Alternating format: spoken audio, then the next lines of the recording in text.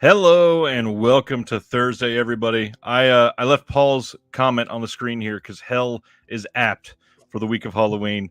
This is the last Thursday show of October, and thankfully we have one of my favorites, Mr. KB Loves Movies. KB, thank you Hello, for my stepping friend. in at the last moment. Not many people know this.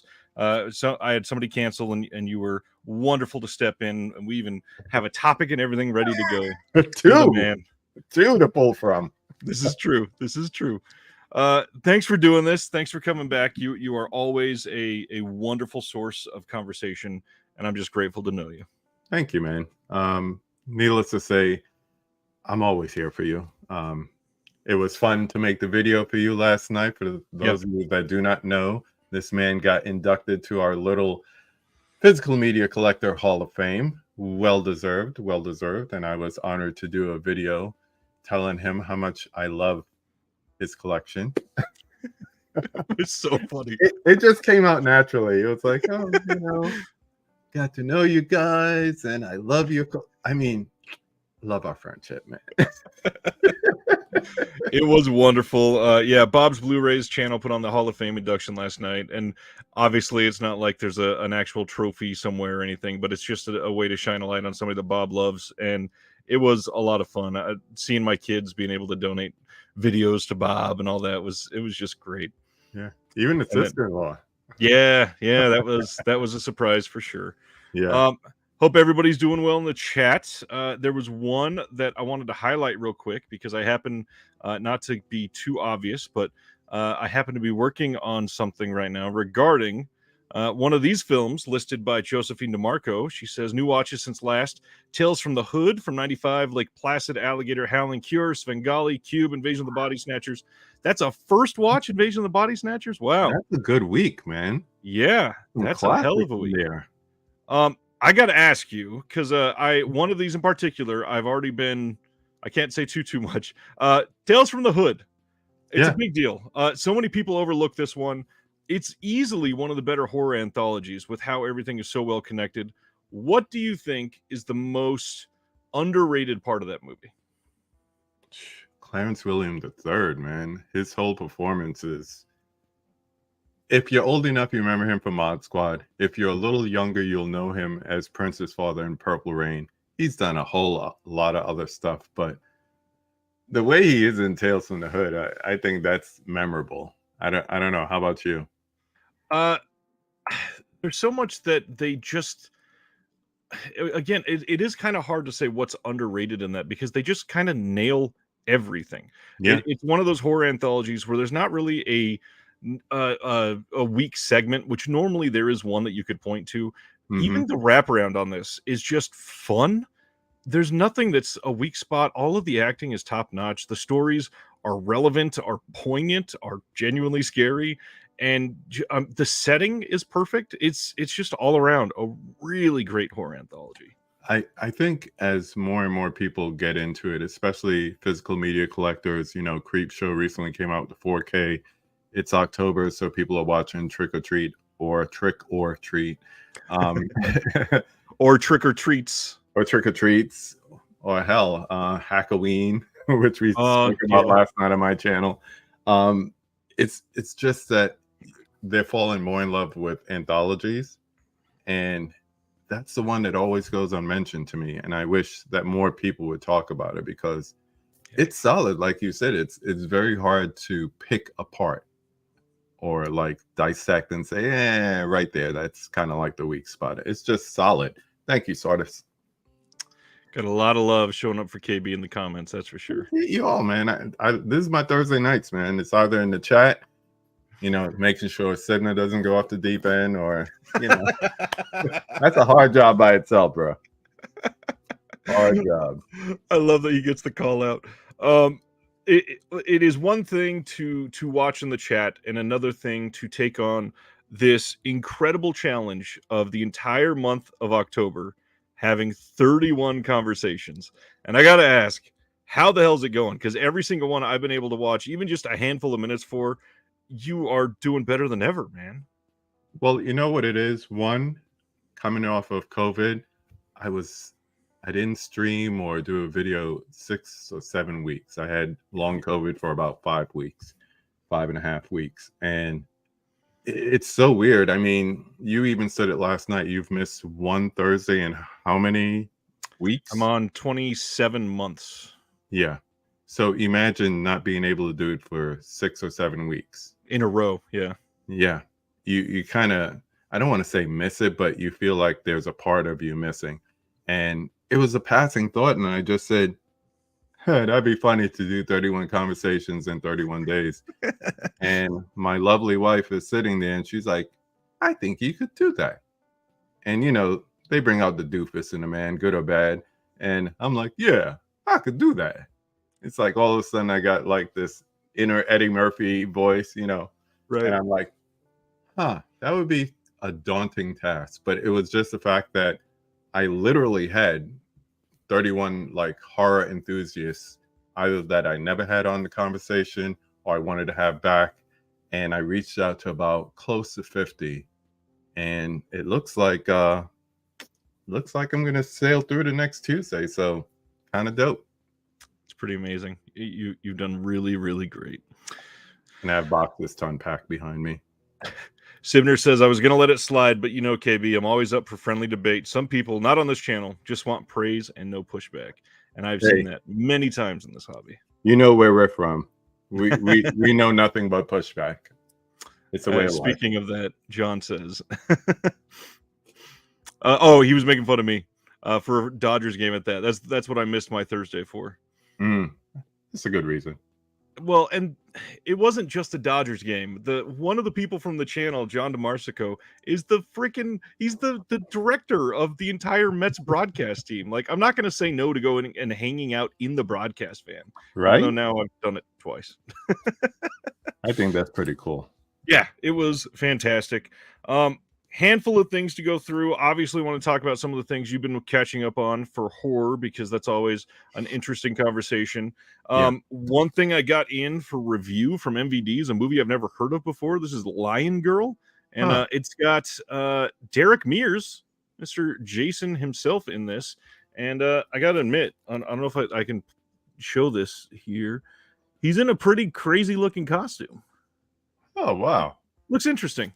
Yeah. I'm going to check it out. They also sent in a fixed Toxic Avenger disc, since mine were some of the ones that were skipping. The other thing I wanted to really highlight, not many people are showing unboxing of the newest Vinegar Syndrome stuff, and they went old school with some trauma stuff.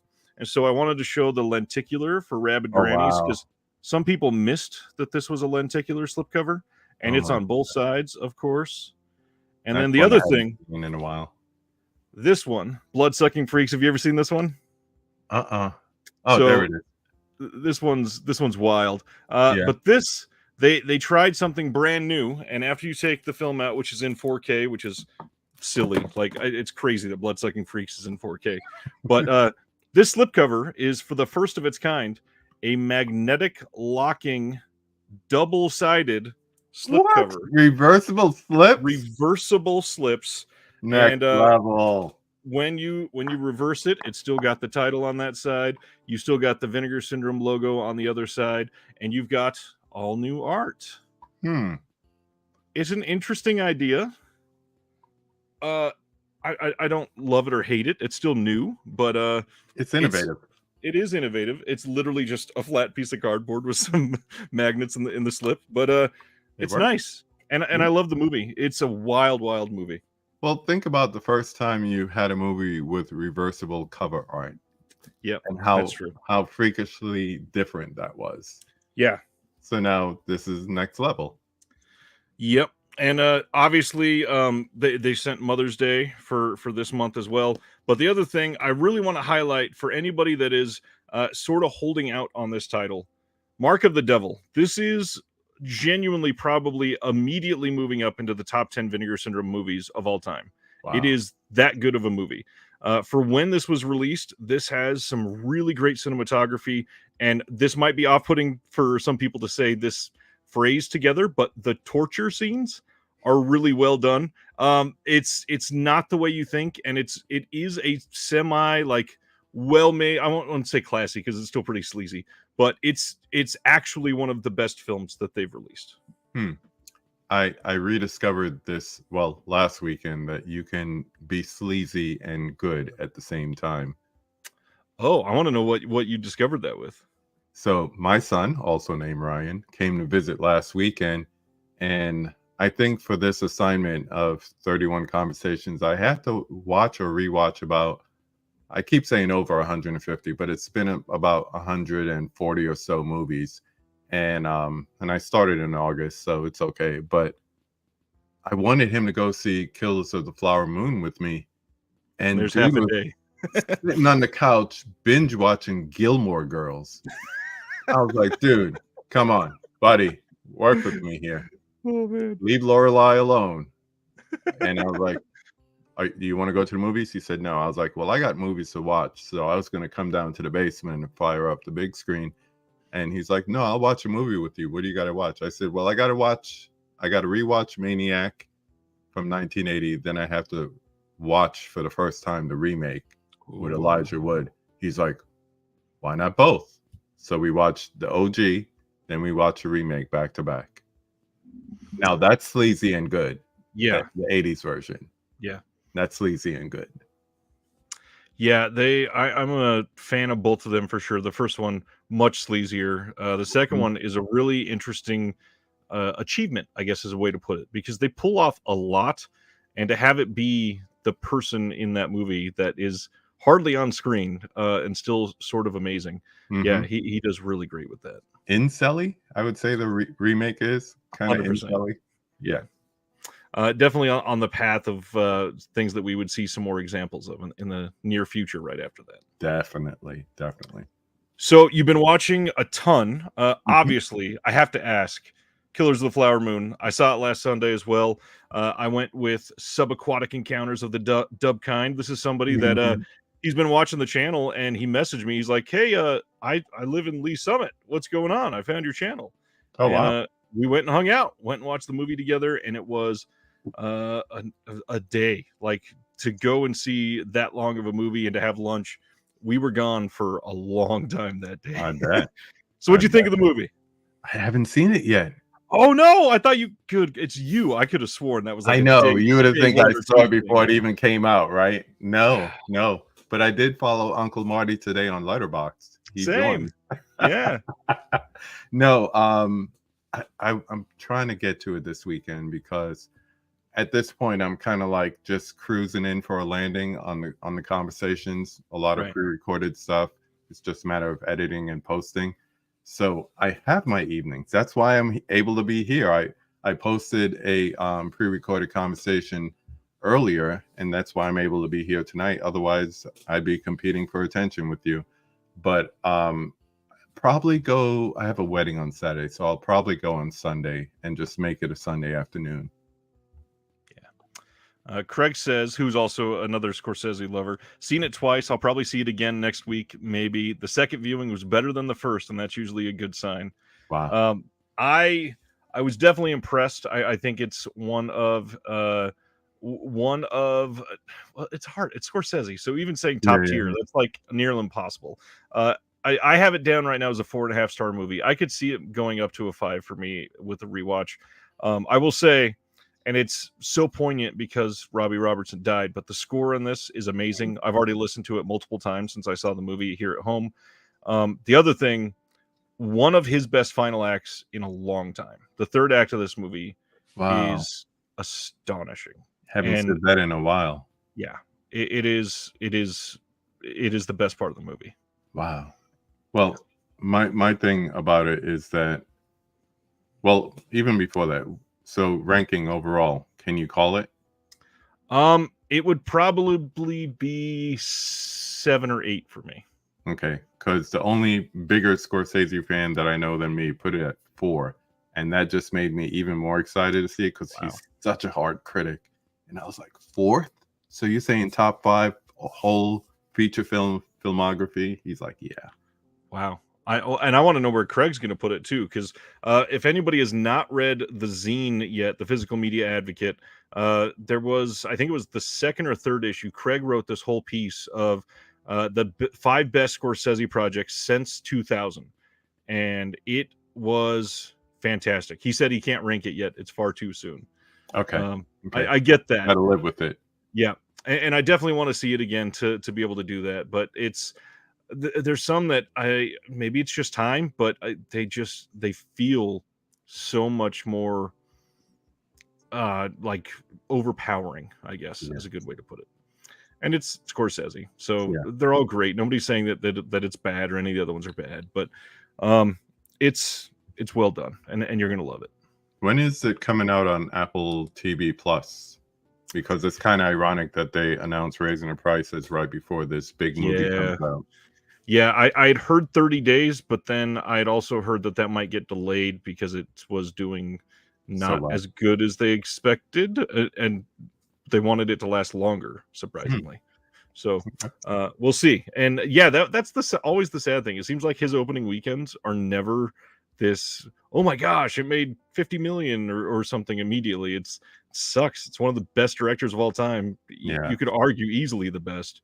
I think those days are behind us for like dramas and even like longer epic movies, like being able to pull first weekend box office. I mean, we live in the horror and superhero children's movies. Those are the things that rank. So maybe he should have paid somebody to open a Cabbage Patch Dolls movie at the same time, and we could have had another Barbenheimer. There you go. There you go.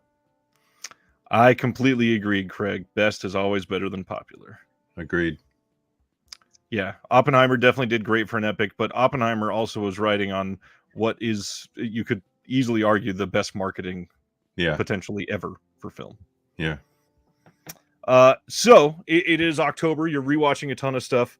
I'm curious, 3 or 4, some that either first time watches or things that you're seeing again that have stuck out this month for you. I was just looking at the list and trying to think about that. So I'll just put this out there so everybody could just start chatting about it. After 31 years, I finally watched Candyman. But while you're flaming me and roasting me to death, I will say best rewatch was The Mist with my wife because she had never seen it. And did you watch black and white or full color?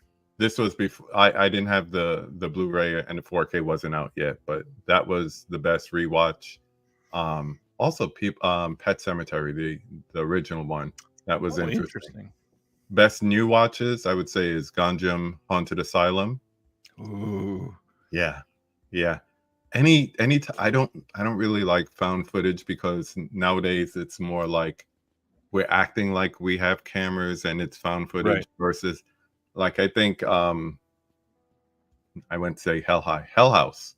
That was probably the original one was probably the last one that felt immersive and scary and everything. Poughkeepsie Tapes, that was great. As Above, So Below, that was a good rewatch. You're in a found footage mood this month, man. People kept throwing it at me, but throwing me good ones. That was the good thing about it. Malignant was a good watch. I'd never seen it, even though I have the Blu-ray since day one. Poughkeepsie Tapes. Stir of Echoes holds up. I remember good movie. Yeah, it holds up. Tucker and Dale, always fun to watch. What's up, Mika? Yeah, those are the ones, man. And then, of course, number 1 on my list to watch once I get it, Terrified. Good choice. You got me wanting to see that. Like I said, I feel like that we would be good to have the 4 of us watch it together. Yeah. One night. Oh my gosh. You're talking about the wives? Got to creep out the wife. Oh shit. That one scene at the dinner table is gonna make her feel like so skeevy. It's so great. Oh my gosh. Okay. Dude McMahon says, I need to catch up on the conversations. Has your wife changed her mind about The Exorcist? No. I even have an opportunity to get the UK 4K with the original Blu-rays in it and everything. She doesn't want it in her house. So I got to respect that, just like I don't want Hereditary. So no Hereditary, no Exorcist. I'll watch it, though. Yeah, Hell House is great. It's so I good. I love that all of this found footage stuff is getting love, and funny enough, just I think it was last week, I recorded I have like an hour and a half long video about found footage coming up, and all the ones that we named got a lot of talk time. The thing about it for me is if someone could go through all of them and just like, I don't know, just pull out the chaff from the wheat and just give me the good ones. But this whole, like, you got to watch everything to discover what's good. I don't want to go through that because the bad is really bad. But if every once in a while I get a Lake Mungo or get a Hell House, yeah, I'll be into it more. But most of the time it's not worth it. Have I got a video coming up for you then? I think you'll be pleasantly pleased. Good. Some other watches that have come up recently, I really wanted to highlight. Let me bring up my list because I've already forgotten it. There's one thing I just watched. It has been a long time. I don't remember if I discussed this last week. I rewatched Altered States with my mom and my wife, and man, Oh, that's been a long time. That movie is so good. Ken Russell is just a wild filmmaker. I haven't seen that in so long, but you're so right. It's wow. Yeah, that's one I haven't checked out in a while. Yeah, some of the better acting in Ken Russell films, of course, but really, this whole movie is William Hurt, and looking at how he was such a young actor at the time, it's crazy that he got this type of performance out of William Hurt. It should not exist like this. And if anybody out there has never seen Altered States, you should make that a priority. It's a great Mhm. one. That's one I'm almost kind of surprised that no boutique label has tackled yet. I'm not sure who put that one out, but that thing is amazing. Yeah, that's funny. So what is it like in DVD hell or whatever? No, it's got a cheap studio blue, but Uh-huh. I could see it getting the deluxe treatment and getting all kinds of love and bunch of educators speaking on Ken Russell a lot because obviously we're not going to get a great release of The Devils anytime soon, so it No. would be nice to get some of that. Gosh, anything else coming up on the channel that you recorded today that you want to hype up at all? Well, I finally caught up to you after a year. About a year ago, you were able to interview our local KC filmmaker friend, Jill Six. And after about 18 months, caught up and we were able to sit down this afternoon and have a very pleasant conversation. You know, at this point, she's a homie. Every time practically that I go up to Screenland Armor, I see her. One time she even invited me out there to watch a short film festival. So it was nice to get my questions that I had for so long. I told her, I said, I went to my niece's graduation in May of 2022 and I was coming up with these questions. So, yeah, it's about time. It's about time. So that's probably going to run on Monday if I edit it over the I got time. I got time. So depending on how long Flower Moon goes on, I have time. I'll get it out there on Monday. And I'm supposed to have something on Tuesday for Halloween itself. So something to look forward to. Something nightmare related. Amazing. I can't wait to see it. Everybody that has never subscribed to KB, please make sure you click that link in the description. Go subscribe. He does some great stuff. The conversations he gets with other creators are just really well done, personal, and it's KB, so you know that you're gonna love the banter. Come on. You gotta love KB. KB loves movies. And speaking of banter, after we go over the announcements right now, tonight we are going to be discussing Mr. Rob Zombie's Halloween and Halloween 2 and why they exist, if they're good, why you can reassess them, why you should reassess them, and all those other things that come with it. I foresee this sort of evolving into a full conversation on remakes, reboots, as you do, considering Halloween has entered into its fourth chapter at this point and just went through the whole shopping center of being sent around. And yeah, can't wait to see where that lands next and how many people will be pissed off with what they make. You know it's inevitable. Yep. Craig says, just saw Kansas native Janelle Monáe last week. She's Woo! absolutely amazing. I would love to see her live. Bro, this last time that she was in Kansas City was when I had COVID. So it was actually the first time, actually second time. She came here once with the Roots, and they were at Loose Park performing, which, how do I miss that? Right. That sounds amazing by itself. Yeah, just by itself. You know, it doesn't matter where it is. It's in Kansas City, and it's Questlove and crew. But I've taken my daughter, well, this would have been the third time, twice now to see her. And she went this time, but my wife took my ticket. So every time since I've seen her, so every album drop I've seen her. She is amazing. She is electric. She gives a better show because she's home. She got all her, her fans. She invites her music teacher from middle school or high school up every time. It's a beautiful like sense of love and appreciation. She has family all in the crowd, so they're getting hype, and it's a beautiful show. It really is.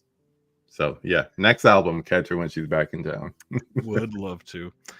Dell's here. What's going on, Dell? Brother Dell. This is a perfect time to shout out for everybody planning. Dell will be on the channel on Reconnected in 3 weeks. Cannot wait to have him on. Yes, sir. I feel like I scheduled that like 2.5 months ago, and it's still not here, Dell. I can't wait to have that conversation with you. I hope you're doing well. He's just waiting. Just sitting there. Let's see. Craig also says, if you have a chance, do not miss her best live performer since Prince. Damn. Yeah. And once again, that she's a protege of him. I mean, so you definitely see the influences. You see the James Brown influences. It's all there. It's all there. I know you're like, I miss it. There's been so many times. This time, I can't. It's when I had my peak busyness right then, when I had like 7 things due while you had COVID. But I can't wait. Anyways, let's get to some announcements before I have too many regrets. This week we got some very interesting titles that crept up on us, and I'm very curious to see what some people think of these. First up, Kino Lorber announced that coming soon they will have Target, without an S, Target, coming from Kino on Blu-ray 1985 with Matt Dillon and Gene Hackman. Matt Dillon looking young as hell in this poster. I've never seen this one. Hoping that it's decent. I remember it, but I think I was too young at the time to like. It might be a rated R movie, and I was too young at the time to go see it. But yeah, that's like Gene Hackman. Of course, this is post French Connection and all that stuff. But Matt Dillon was one of the hot young cuties of the time. So yeah, he was young. For sure. Super young.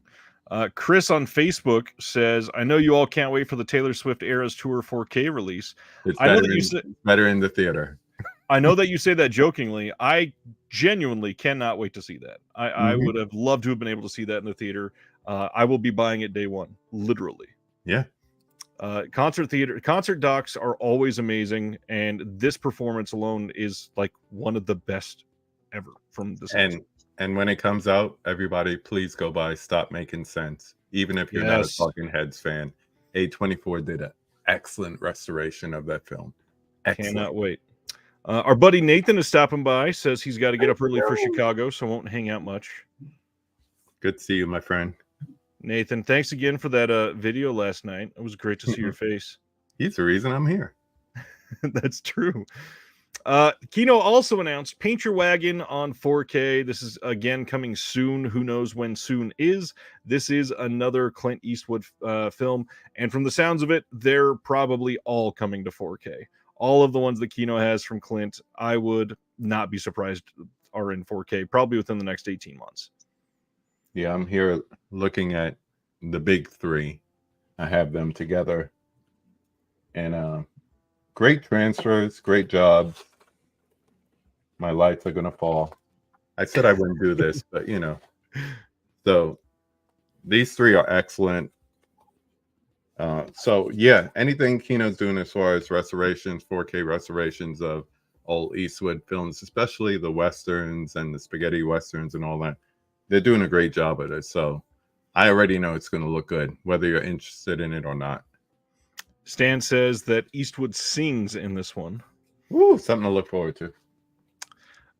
Yeah, I imagine all of these will be on 4K soon. And Kino quietly building up an amazing 4K catalog. I was just kind of looking back on the stuff that they've done on 4K just in this last year. And I got to admit, man, Shelf Shock Rewind is going to be difficult in February. Everybody that's getting ready to vote, I really hope that you're making a list now because, oh man, there is some crazy stuff that's going to be going down on that ballot. I got first wind of like the level of their transfers and restorations with when they, I'll say, stole Some Like It Hot from Criterion, because I mean they were slowing the ball with the 4K, so Kino's like, all right. When you just look at some of those used to be Criterion, now Kino titles with the upgraded HDR and the upgraded 4K transfers, it's amazing. I mean, that's one.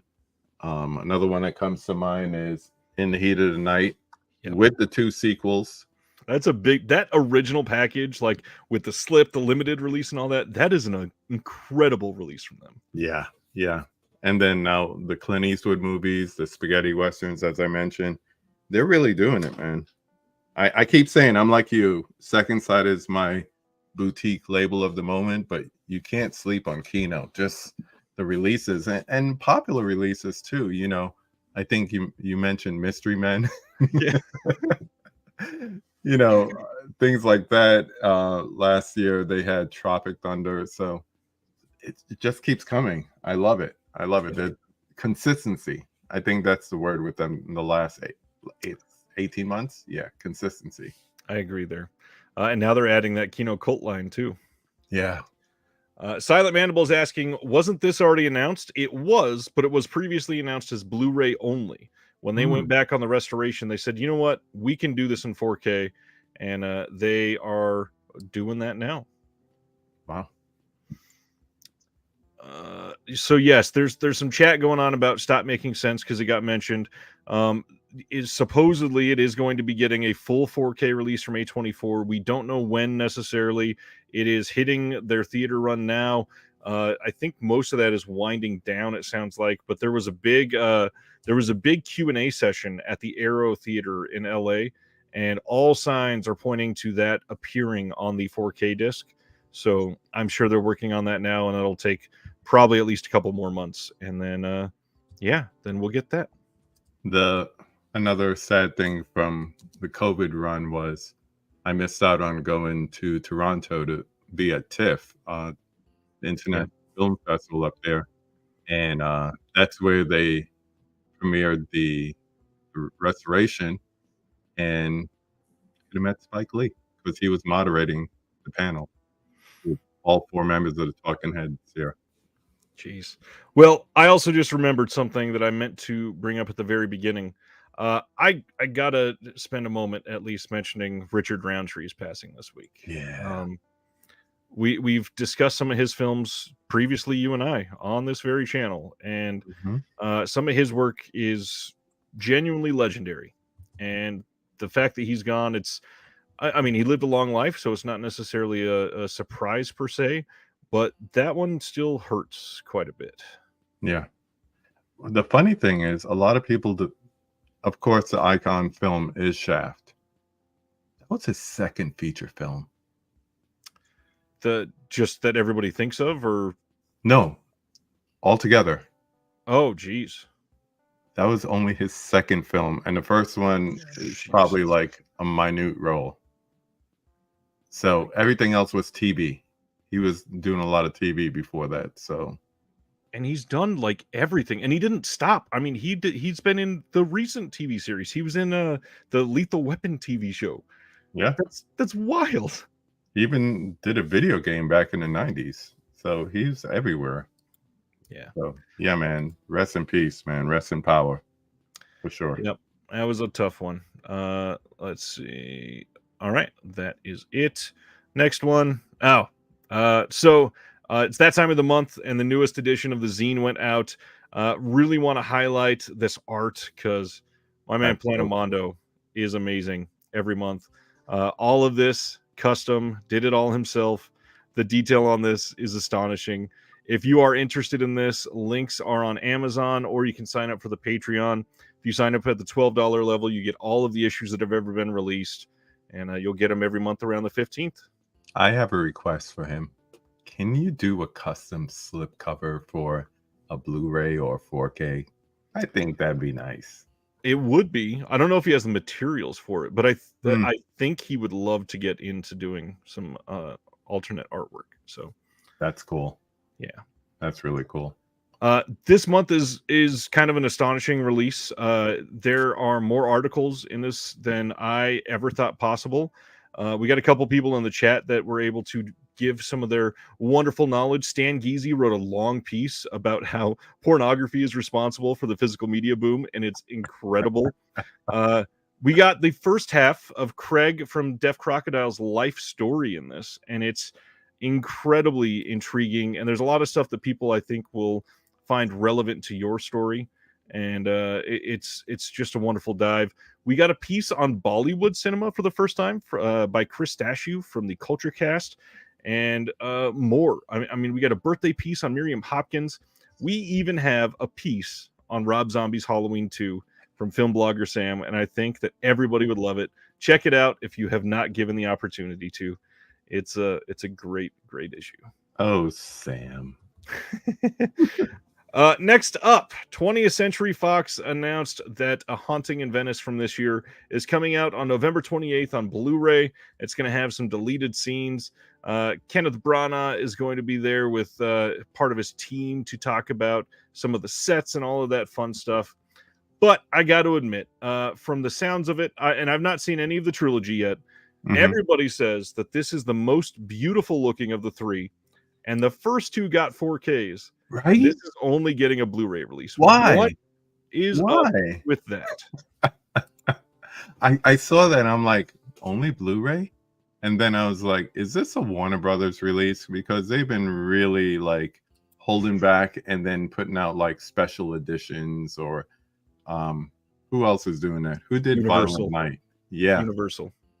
So that's the only thing I could think of, because the previous two, like you mentioned, 4K, but this one, it absolutely looks beautiful. So, and it actually got a couple of horror fans like excited about it because it plays a lot darker than the previous ones. I love that. As you say that, Sibner says this movie is dark. It needs HDR. yeah. Darker in another way as well.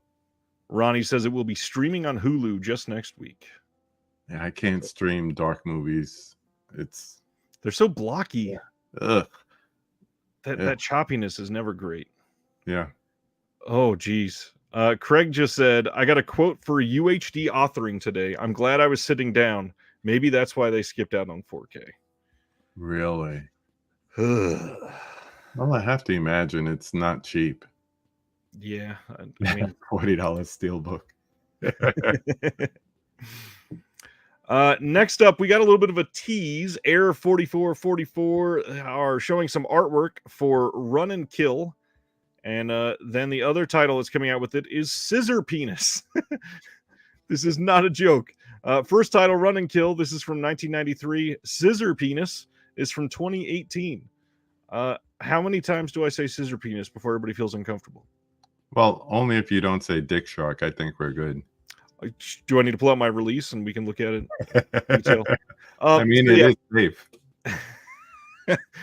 We do know that these are coming soon. We got the prices here. We see that there's going to be a booklet, some stickers.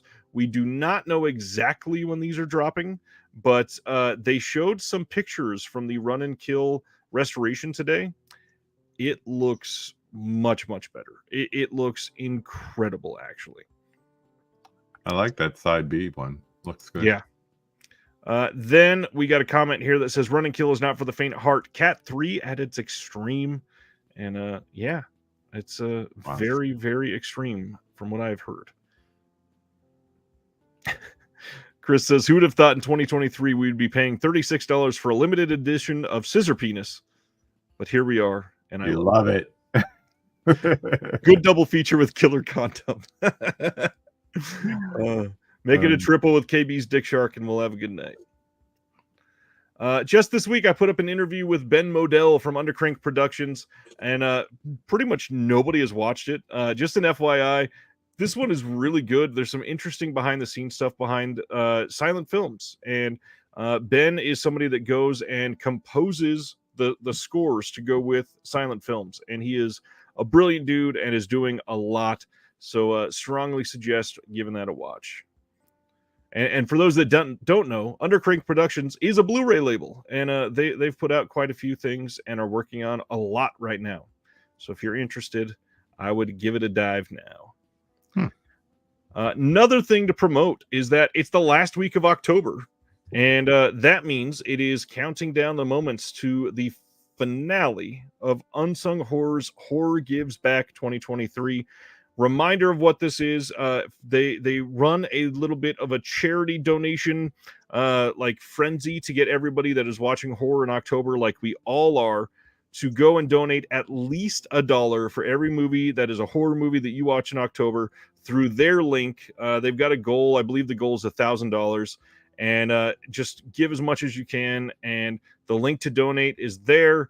I can get the link. If you message me, I will send you the link by all means.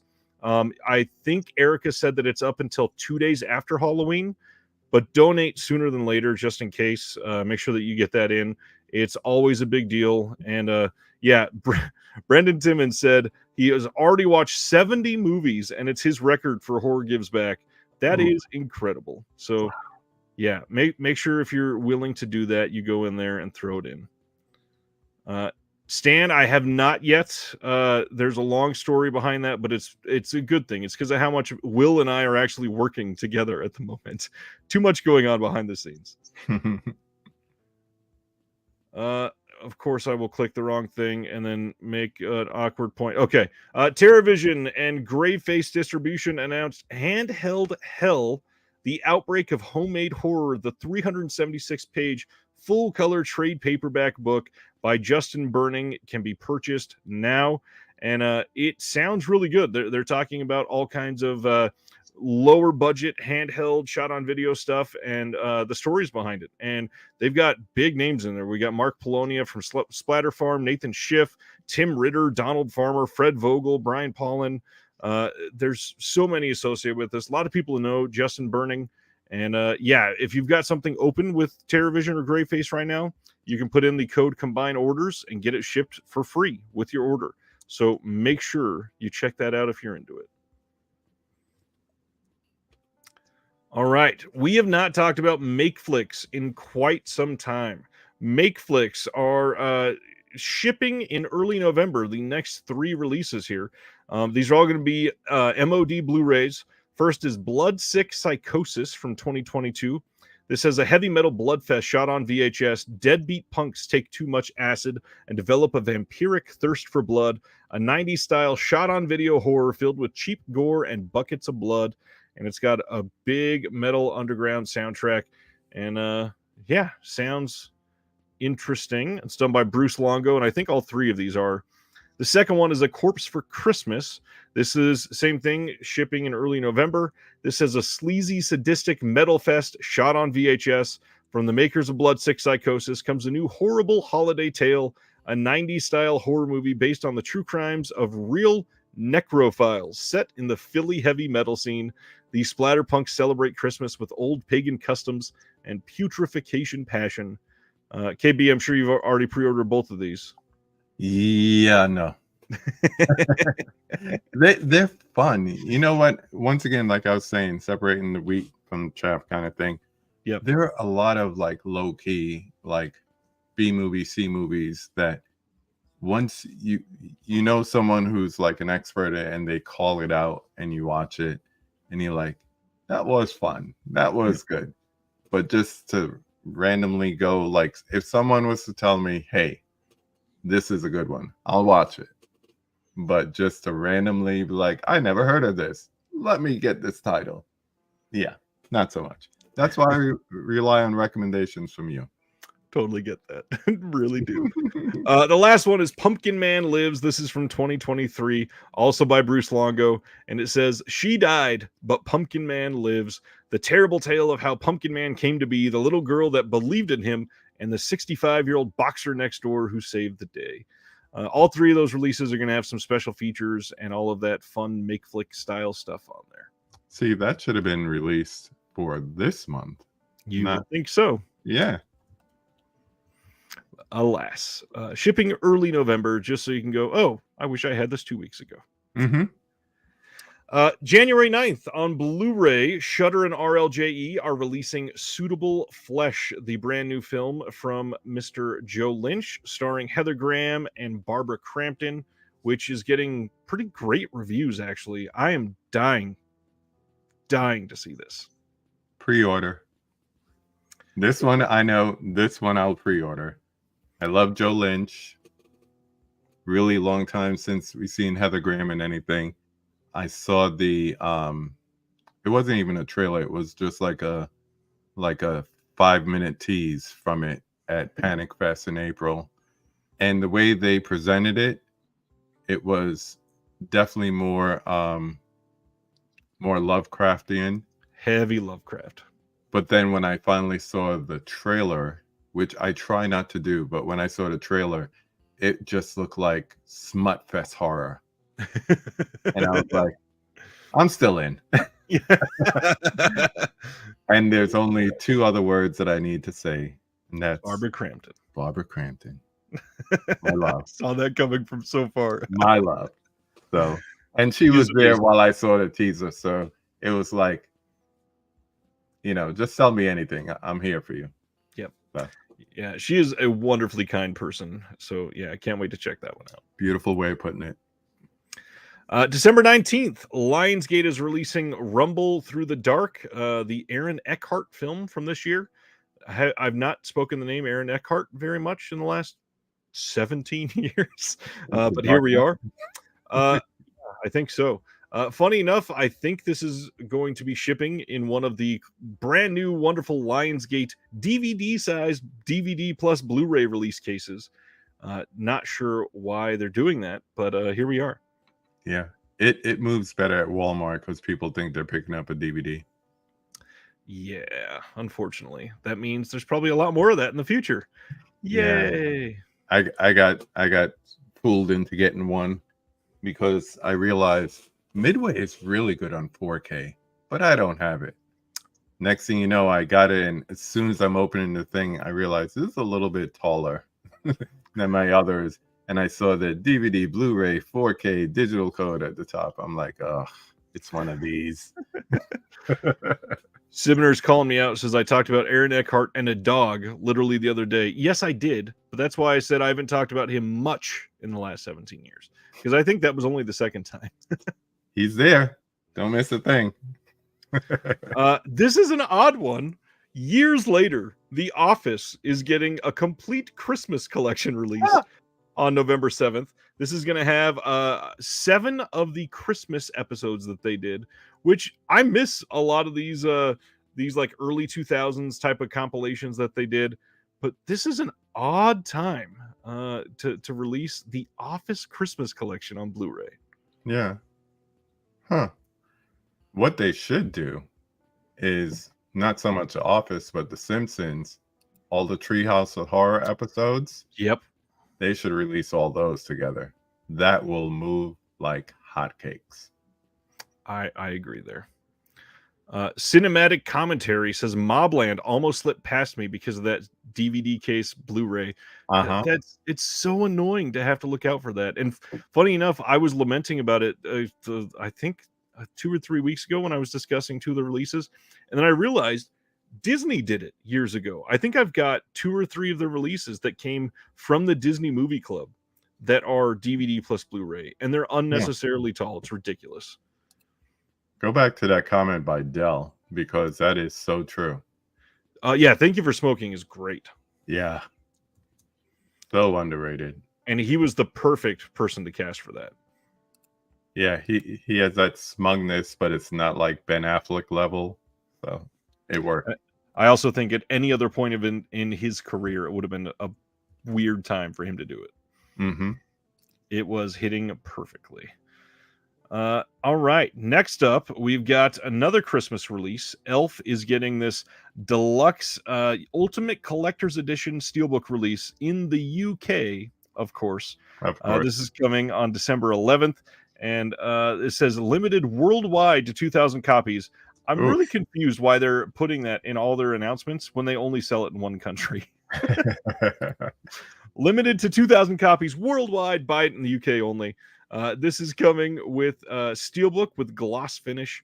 You got a bobble box rigid slipcase with die cut windows, double-sided poster, 3 iconic scene art cards, 3 character art cards, a Buddy the Elf postcard, numbered sticker, and the steelbook itself is actually a pretty decent design. I like that. It's fun. It's one of my favorite Christmas movies because of the kids. You know, that was their time, and that's the family quotable movie. Like everyone can quote at least 5 lines off the top, you know. Of course. But the children love the books, you know. Sibner says, not sure this one will sell quite as quickly as the Exorcist Bible edition. Nah. Probably not. Nah. Yeah, Elf holds up really well. And honestly, I think a lot of that is Jon Favreau. A lot of the stuff that he's directed is just like Chef is amazing. Yeah. That's another one people don't talk about enough. It's true. And it makes you hungry every time. Even if you just ate and you watch it, you want to go in, like find a food truck somewhere. Got to get a Cubano sandwich. Yeah. I mean, he filmed it so great. So good.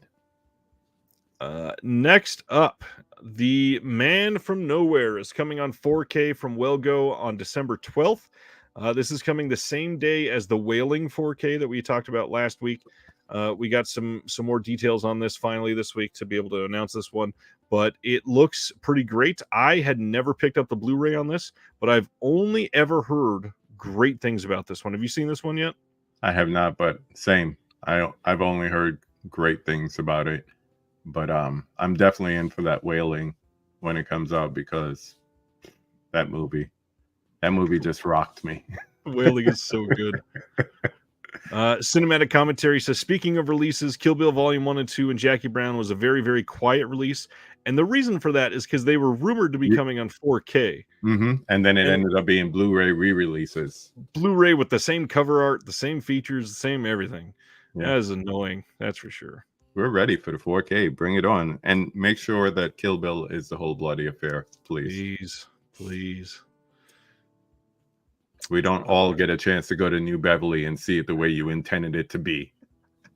Or Quentin. In your backyard, Quentin. December 19th, Wellgo is also releasing The Wandering Earth 2. I've not seen the first one, but supposedly these are both really great. I would love to check these out. I'm kind of surprised that this one's not getting a 4K after the release of the first one. Did decently. Never heard of this one. So this one says, in the near future, after learning that the sun is rapidly burning out and will obliterate Earth in the process, humans build enormous engines to propel the planet to a new solar system, far out of reach of the sun's fiery flares. However, the journey out into the universe is perilous, and humankind's last shot at survival will depend on a group of young people brave enough to step up and execute a dangerous life or death operation to save the Earth. Sounds like Sunshine without the atheism. I thought Sunshine plus Armageddon plus like Gen Z almost, because it's on young people. You said young people, and I was like, we're doomed. Oh man. Next up, Unearth Films is releasing Mexico Barbaro 2 on January 16th on Blu-ray. This is going to be in Spanish with English subtitles, and this is a new horror anthology. And again, love me some anthology stuff. We were just talking about that earlier. This is going to have a handful of featurettes on this.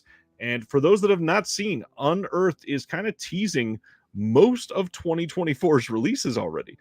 They're talking about the Serbian film 4K is coming out next summer. They're saying that Profane Exhibit is finally on the way. They're saying that Gutterballs 2 will finally be on the way. It is finished, and they are working on the other Ryan Nicholson film that they were working on at the same time. There's a couple others we will update with artwork and all that stuff as soon as we get more information, but it looks decent. Yeah, they're really doing a good job at like making these type of films. So be interested to see what this one is like. Absolutely, and there seems to be a push towards Latin filmmaking right now. There's that satanic Hispanics that just came out, or is about to come out from Dread Pictures. It's supposed to be great. Well, that's actually one of the things I was talking with Jill about. What is it? Dominic Rugna? His movies like Satanic Panic. Not his. That's a documentary. Satanic Panic. Satanic Hispanics. Yep. Yeah. Just good stuff. When Evil Lurks. Do you have any interest in seeing that one?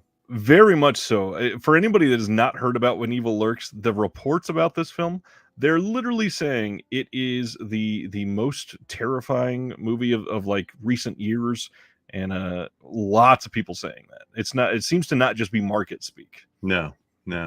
I'm excited to see that after seeing his other work. Yeah.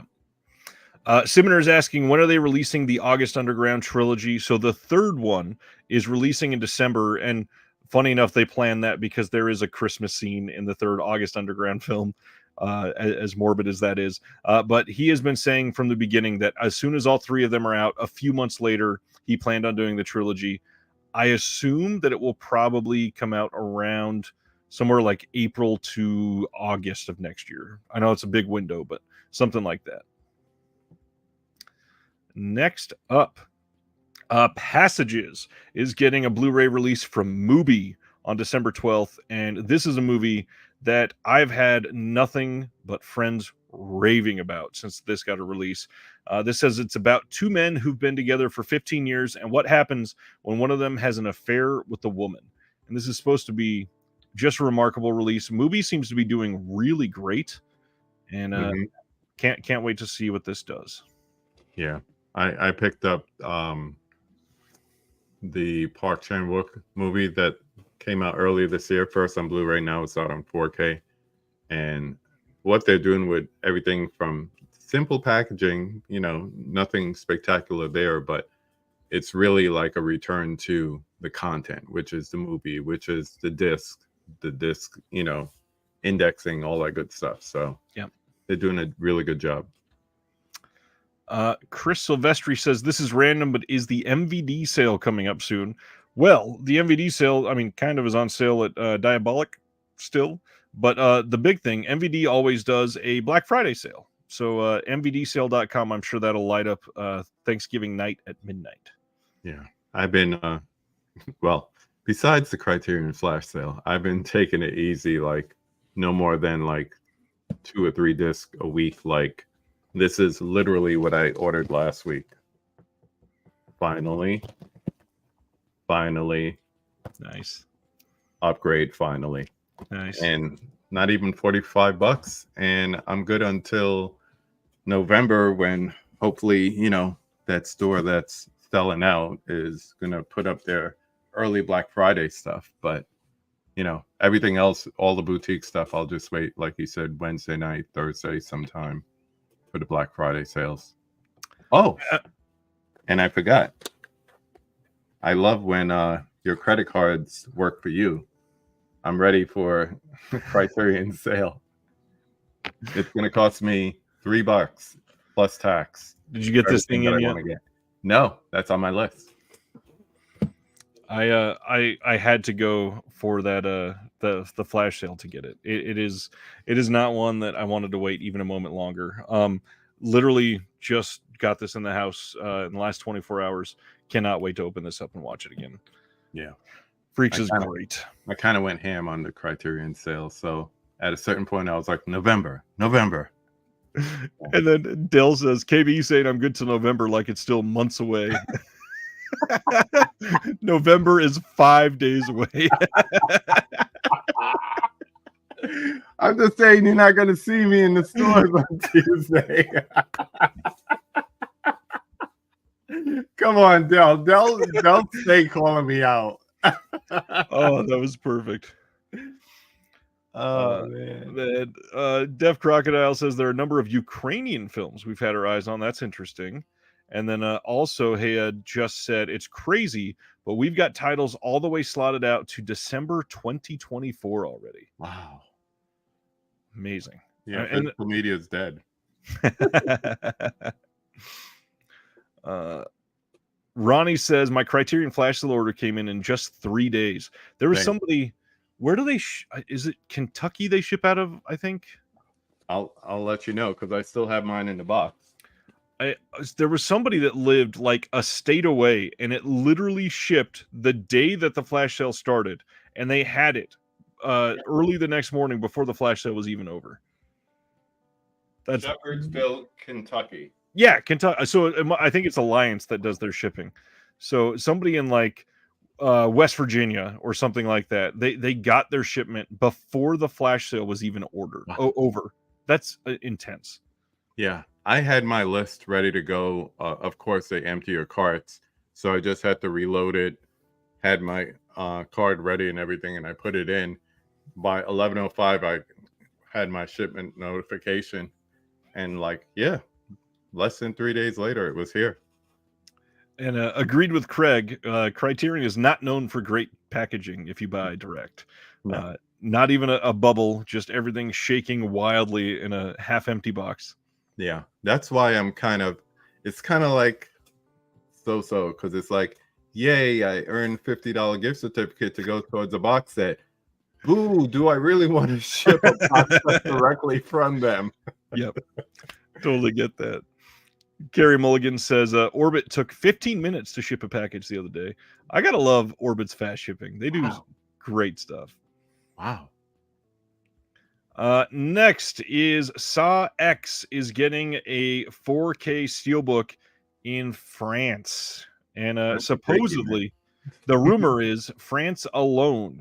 That's coming on February 29th. You can order it from Amazon France now. I would not be surprised if that showed up on Finac, FNAC, the big website that's over in France. But I love the design on this. What do you think? I saw it earlier, and the first comment is probably the only one still there, and it says Suspiria. Yep. That's all I could think of. I was like, oh, where's the coda at? That is so Suspiria remake right there. But yeah, like I said, I haven't seen the movie yet, but great cover, great steel. So for sure. And it's a great movie. I will happily say it. Really? Oh man, Craig says I didn't even get a box. It was a weird cardboard envelope. You must have only got 1 or 2 titles then. I even ordered EO separately. It actually just came like a few days after that, which is funny. The big box came fast and the single came a lot slower, but it was like in a cardboard mailer. Yep. But it was like that cardboard where it's bubbled inside, so still something, but definitely not ordering a steelbook from them if they ever get into that. That's for sure. Target does that crap too, where it's not even corrugated. It's like vacuum sealed cardboard around your title. And if you get something with a slipcover, God save you, because it is not going to be mint when you get anywhere near the title. It is one of the worst pieces of packaging. Not to mention the fact, of course, it can be penetrated by anything around it. Like if you breathe on it, it's going to get dented. Yeah. That's why before they pretty much took away their physical media from their shelves, I was like, if Best Buy closes, will they start getting stuff? I mean, it's obviously going to be Walmart. You could already start to see the trend going that way with more 4K steelbooks, Blu-ray steelbooks to accompany. So they're going to get the bulk of like the Lionsgate and all that stuff. But yeah, Target needs to step their shipping game up too. Well, and they had indicated they might be exiting physical media as a whole as well. So the rumor would be Amazon would pick up most of the exclusives, which let's pick somebody who's not being like investigated by the government for monopolization or being broken. They don't package extremely well either, but I'd love to see somebody like Groove would be like a decent midway point. But anybody but Bezos, come on. Where is it? I don't even want to take it down. I've ordered from Groove once, and that was when they had the 8 Mile Steelbook exclusive. Yeah. That thing, I could have like shook it and like did Lose Yourself with the beat from the shaking case. So I was like, never again. I'm kind of worried because I had to get dual 4K Steelbook from them. It's a nice looking Steelbook, but I'm afraid. Yeah, I'm afraid. I obviously, number one choice, I'd love any of the studios to be like, what's this Diabolic DVD or Grindhouse or something, and treat them as the exclusive, but that would never happen, of course. It's not even like they're new to this. They've been doing this almost 20 years. So yeah, Diabolic even longer. Michael Smith is asking, any word on the Indicator sale? Heard it would be in October. Need to use my points before they go away. Absolutely you do. Indicator themselves said it would be before the end of October, and I believe most of their sales start on Friday. So my math tells me pay attention tomorrow. Yeah. Is Arrow making an announcement tomorrow too? They are, and they've already had 3 titles leak that are coming to the U.S. and I'm sure that they're going to be doing some stuff in the UK as well. So we still got a lot to go for them. Let's see. Any more chats? All kinds of stuff coming through here.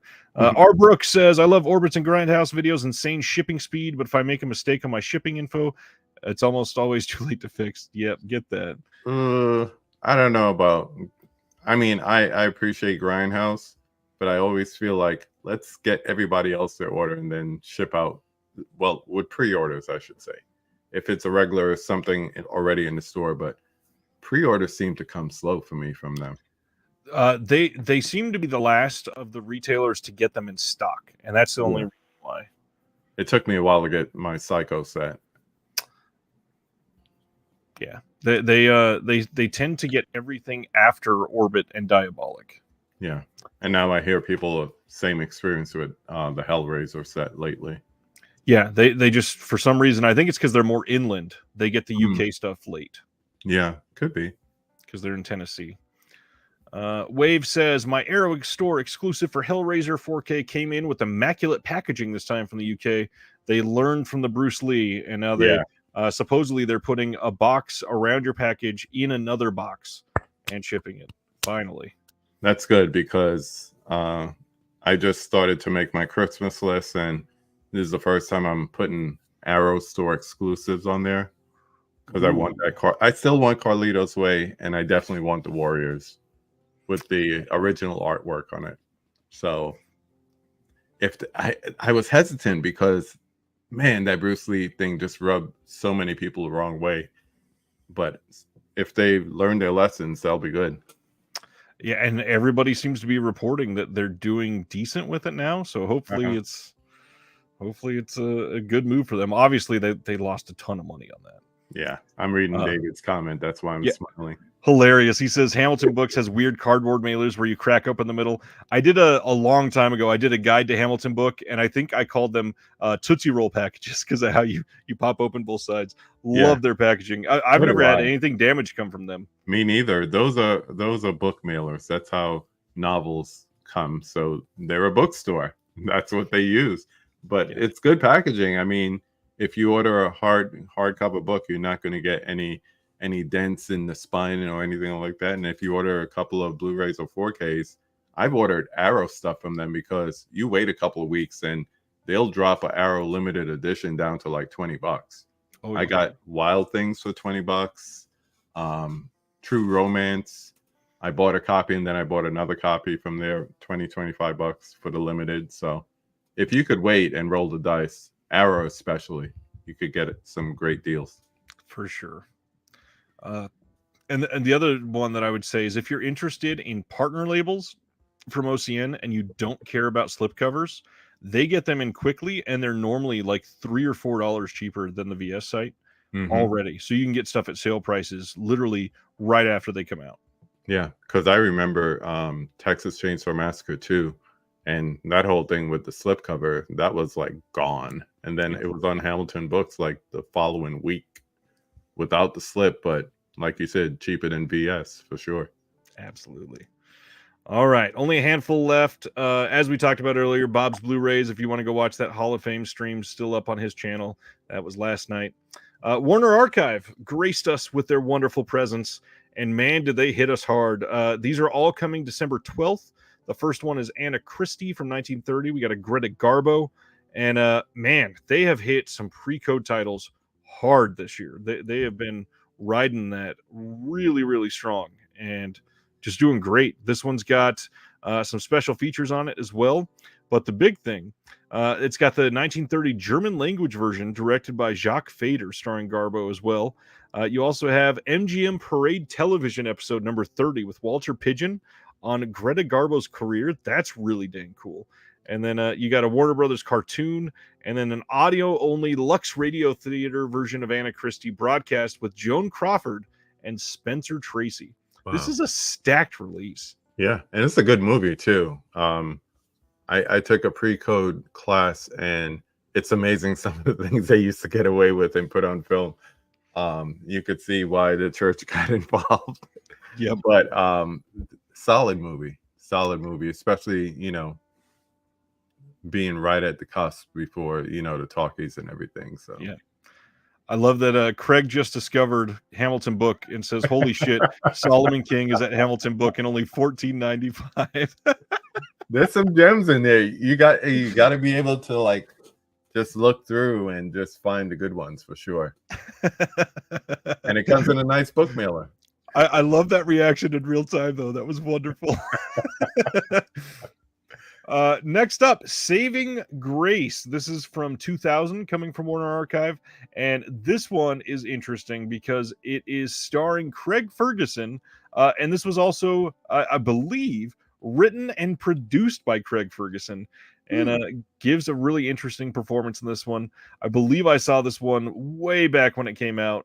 This one will only have a trailer on it, but it's got a brand new master, and I'm sure it'll look great because Warner Archive does great by their releases. Yeah. And I guess he's not being pervy in this one. No, not that I remember. That would be awkward.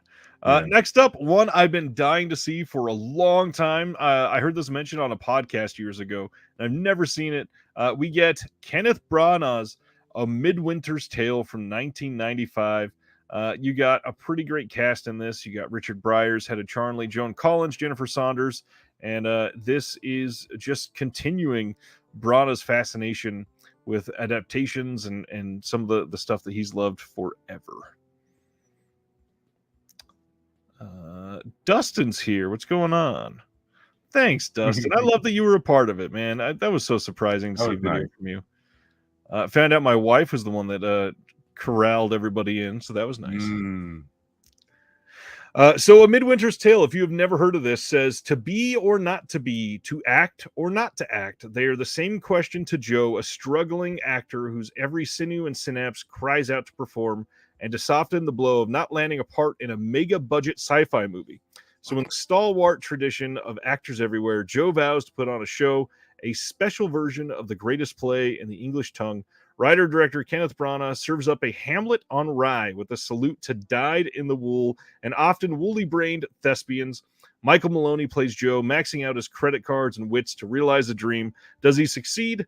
With Richard Briers, Joan Collins, Nicholas Farrell, absolutely fabulous alumna Jennifer Saunders, and Julius Sawahala, and more joining Maloney. One thing is certain, the show must go on.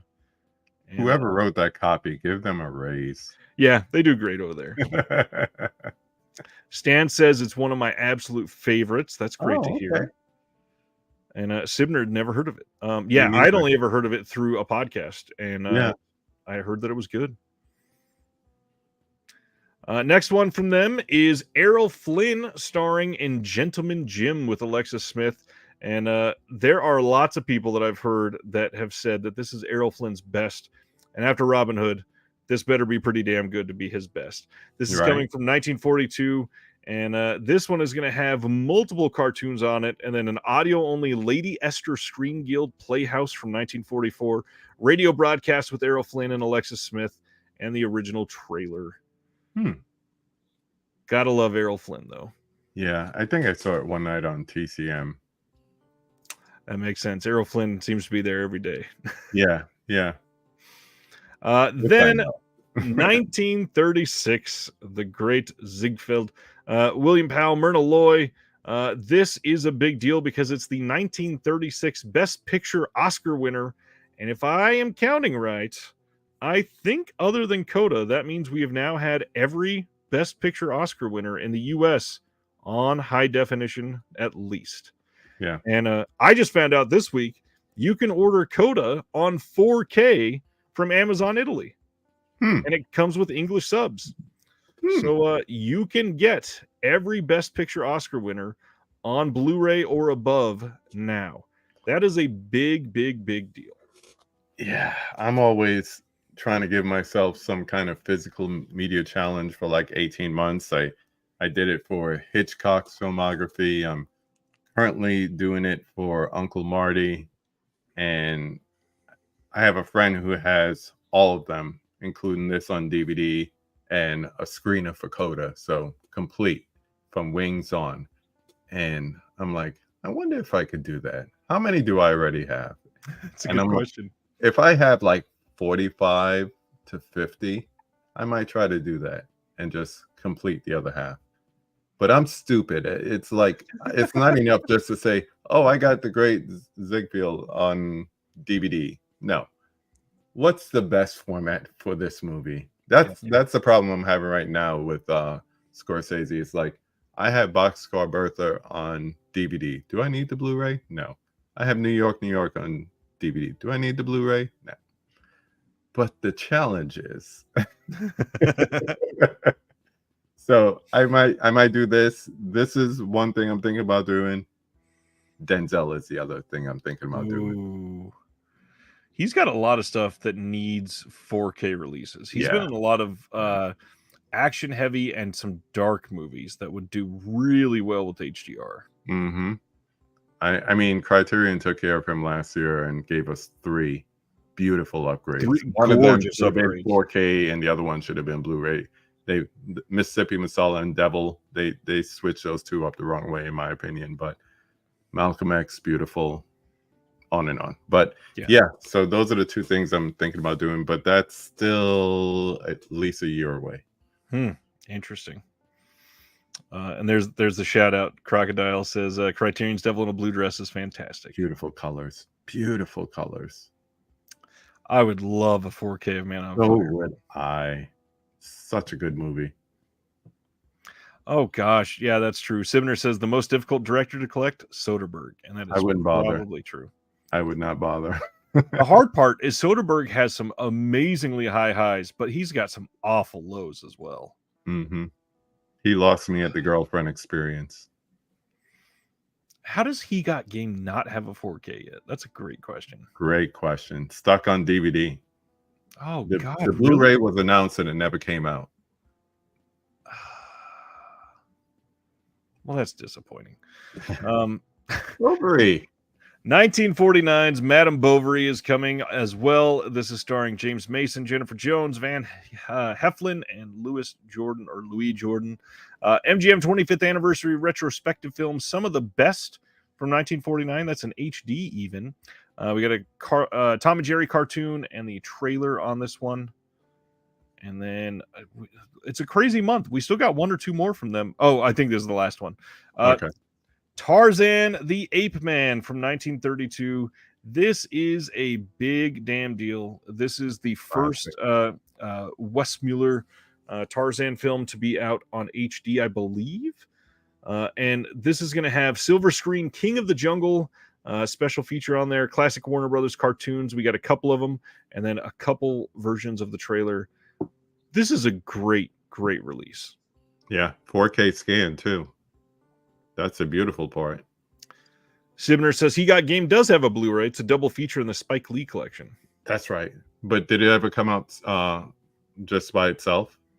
Probably not. I was just looking that up to see if it ever came out just by itself. I think that's what got announced, but never did. Man, it's tough, and it's such a important movie. Yeah, it never got a single release. That's wild. Yeah, no release date. It got a single release in France, it looks like. Oh wow! In 2012.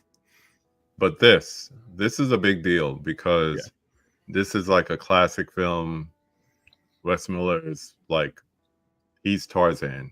Like for generations, he was Tarzan. Oh yeah. So for them to restore this, it's a shame they didn't bring it out on 4K, but just to do that scan and have it like in the pocket for future possible release, that's pretty cool. Yep. One thing I really want to go back to really quick, because I failed to highlight how much this was surprising to me. The Great Ziegfeld is going to have the roadshow version of this, which is over 3 hours long, and it has the overture, the intermission, and the exit music, which, to keep all of that in place, obviously they likely did it because of the Oscar-winning thing, but that is such a damn cool release. That is. Funny enough, I think Dell might be the only one who will be able to guess where I saw this. And it was in New York City at the Ballroom with the same name. And then they had the theater there, and I went there twice to see that and to see with my class Gandhi. And my friend at the time, aka my co-defendant, because I always got in trouble when I was with him. As soon as they shot Gandhi and he said, "Oh, good," he busted out laughing, and they kicked him out of the theater, which made the rest of us laugh, but they couldn't kick us all out. So it was like a class trip. But here it is, serious movie, history starting, and we're belting out laughing. It was so funny. So funny. That's perfect. Next up, Vertical Entertainment is releasing The Good Mother with Hilary Swank and Olivia Cooke on next Tuesday. We just got first word of this today, and they're releasing that on Tuesday. So that is available to pre-order now. Don't know anything about it. Cinema Guild, we do not get to talk about them enough because they don't get to release enough, but they are releasing Hong Sang-soo's Walk Up. This is from 2022. This is going to have a video tour of the building featured in the film with alternate covered art by Brian Hung, a trailer, and then a booklet featuring an essay by translator and Korean film scholar Darcy Paquette. Not sure how you say the last name. But that's a really cool release. Cinema Guild does great with the Hong Sang-soo stuff.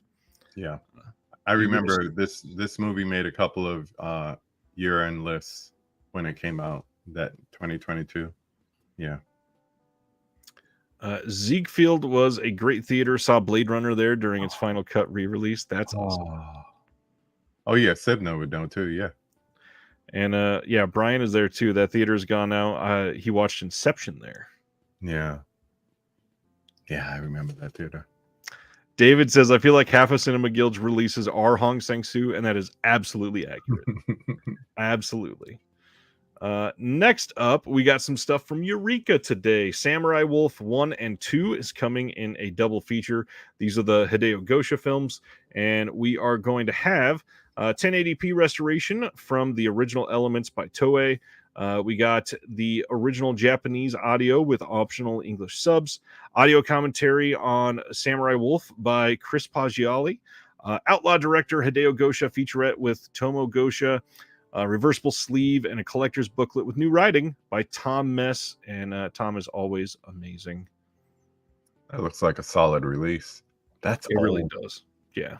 That was one of those movies we used to watch on Saturdays.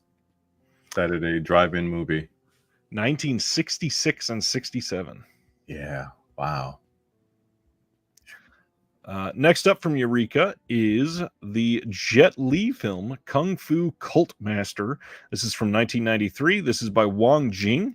And on this one, we've got the original Cantonese audio, English subs, new feature-length commentary by Frank the Man Zhang, and then an archival interview with Sammo Hung from 2004, trailer, and then a booklet with new writing by Simon Abrams. It looks like they're going pretty hard on Jet Li lately. Yeah, for sure. Then the final release is When Taekwondo Strikes, the Angela Mao film. This is coming on January 29th. I don't think I mentioned that on the other two either.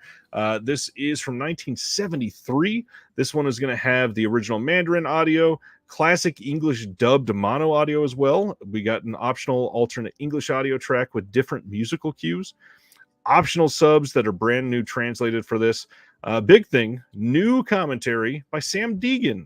I don't feel like she's been doing many Eureka commentaries, so that's a big deal. This is also going to have a film called The Best of the Martial Arts included in this. This is 91 minutes long, featuring, it's a documentary presented by John Saxon, and they don't really say here. I'm very curious if this is actually going to be in HD, because I don't think this has been released in HD prior. That'd be cool. It's funny they got him to do it, but yeah. What's going on, Dead Sea Life? Wow. Also saw Lawrence of Arabia at the Ziegfeld in 70 millimeter. That sounds beautiful. That's such a cinematic movie to experience in 70 millimeter. I had a theater like that. Yeah. Wow. I just got nostalgic just reading that, and I wasn't even there. Cinema Guild, again, they announced something else today. Coming in early 2024, they are releasing Typhoon Club from 1985 on 4K. This movie takes place in the 5-day period before, during, and after a ferocious, seemingly liberating typhoon, which several students endure while marooned in their school gymnasium. And they say that extras on the 4K release of this will include new conversations with the filmmaker Kiyoshi Kurosawa and actress Yuki Kudo discussing Typhoon Club and their work with Shinji Somai, plus an essay by Chris Fujiwara, and more to be announced soon. I have yet to see Typhoon Club, but I've heard that this is amazing. Same. It's definitely one I want to check out because I've heard nothing but good things on this one.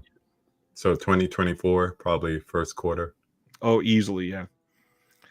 Cam is here. He says, just got home from watching The Killer.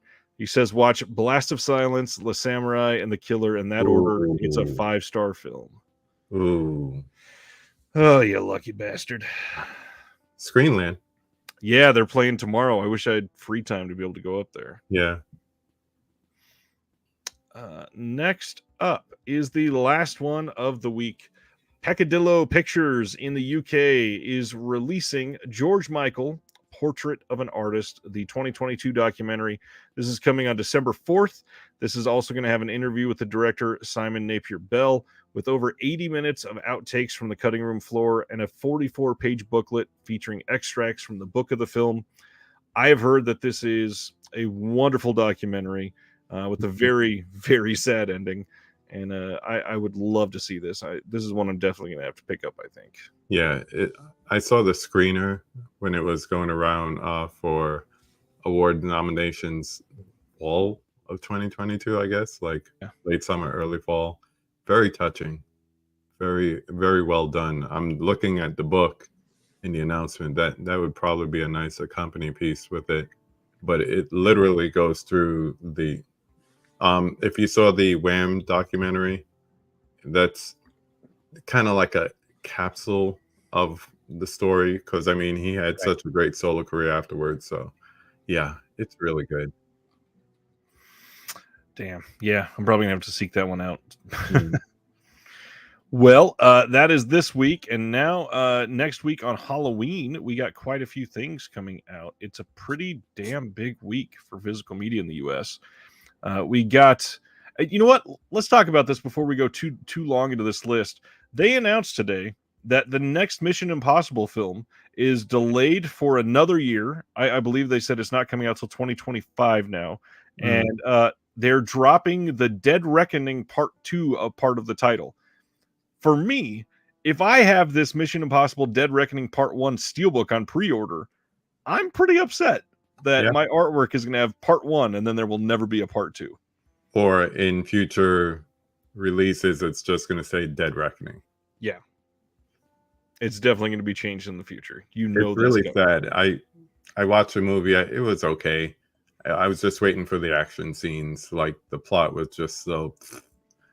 And all that said, neither one of these releases on the screen here I wanted. I wanted the UK Steelbook because it's a scene where he's jumping off the motorcycle off the cliff, and then it just has the title in the middle of it. Yep. And I'm like, that's cool. That's badass. I'm going to pay extra money for that. And then I said, but you don't like the movie. So I didn't pre-order it. Smart man. Smart man. Every once in a while I am. So next Tuesday, we've got Mission Impossible Dead Reckoning Part 1. We've got the Alfred Hitchcock Classics Collection Part 3, I believe, which that is going to include Rope and The Man Who Knew Too Much, Torn Curtain, Topaz, and Frenzy. For the second time, I just got another Amber Alert on my phone, so my headphones keep connecting to my phone. I will continue on. We've got all the Vinegar Syndrome stuff is shipping, so all of the OCN titles are going to be listed here. Blue Beetle in 4K comes next week. This one seemed to piss a few people off. The complete Rankin and Bass Christmas collection comes out this year. Right after last year, they released one with like 12, I think, of the Rankin and Bass, and now it's all of them. So they want you to get it again, of course. Could have been worse. Could have been 4K. That's next year. They've got that new version of Schindler's List 4K coming out next week. Mad City from Warner Archive with Dustin Hoffman and John Travolta is dropping. That American Ninja and American Ninja 2 release from Kino Lorber, those are both releasing next week. Dance Fools Dance from Warner Archive. Nanny from Criterion, which I definitely still want to see. Fugue. This movie, man, I wasn't going to call any of the OCN titles out, but I am dying to watch that one sooner than later. What's that about? That one is, let me pull it up and read it, because, man, this was, I think it's the catalog that's putting out, and they've done so much with just these off-the-wall titles. So Fugue says, after a 2-year disappearance, free-spirited Alicia is reunited with her parents, husband, and young son, despite having no memory of them. Suddenly thrust back into a domestic life she has no recollection of choosing, Alicia struggles to reconcile her new and unfamiliar roles of dependability with the unshackled independence sprung by her recent mental break. That sounds awful. But the big thing, it is directed by the person that did The Lure, the Criterion release. Yeah. I loved that movie. So do I. So, it's a musical. Yes, and it's really well done. When I said it sounds awful, it sounds depressing. That's the big thing. Double Trouble, the Elvis film coming out from Warner Archive next week. Witness coming out from Arrow Video, and Love and War from Warner Archive. The Challenge and Enter the Ninja also dropping from Kino Lorber. Limbo 4K coming from Cape Light. A lot of people have that already. Animal House, the new updated release coming in 4K. My Big Fat Greek Wedding 3, I have not had many people say they are even interested in that. So that one's dropping. The new version of There's Nothing Out There coming from Ronin Flicks, and The Lost, that one as well. Sirens dropping from Oscilloscope. Stealing Christmas with Tony Danza. God, so many titles. Yeah. It's a big week. And then Rewind and Play. This is one I definitely want to check out soon. That's the story of Thelonious Monk.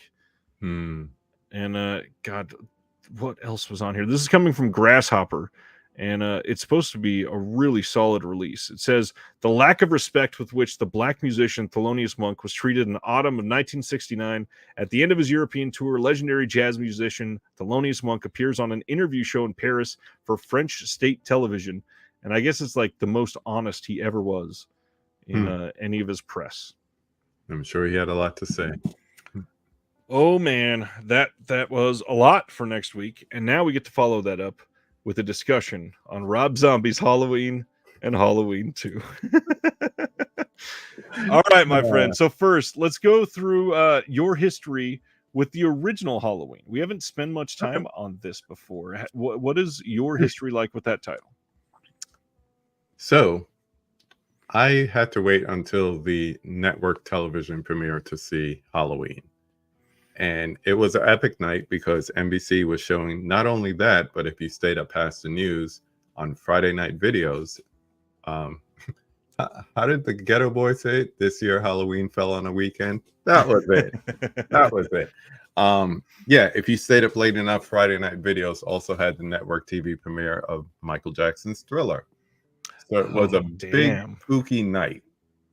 And That's awesome. of course they took out all the violence from 78 Halloween, but just the presence of the shape and Carpenter's score, those keys, so haunting and everything, especially when he plays the chase.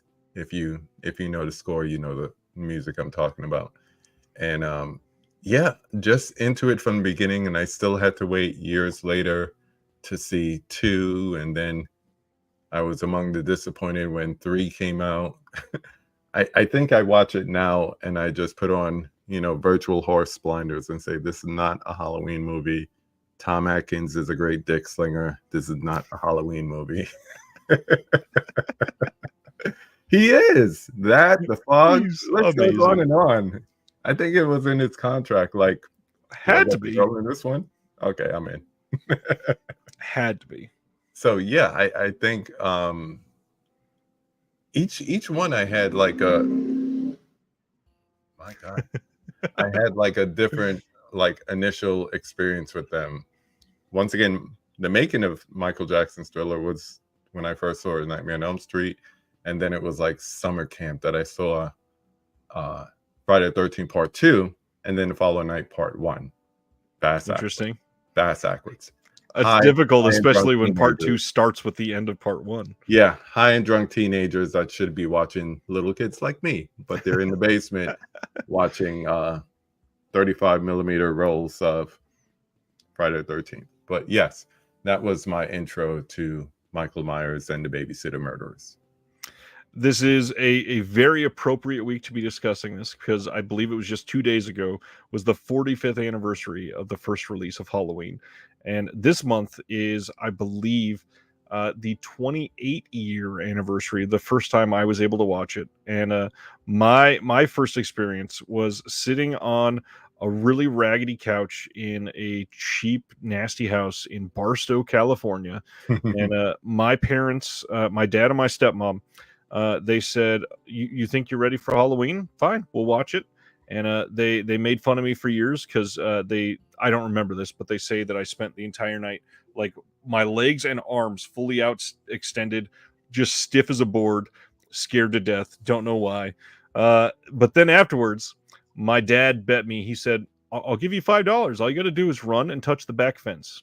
And the way our house was set up, it was a disconnected garage. So we had, if you left through the kitchen, you couldn't see the back fence. You would have to run around the garage, and then there's like a small backyard and then a fence. And we lived on an alley, so there was random people walking over there sometimes. Yeah.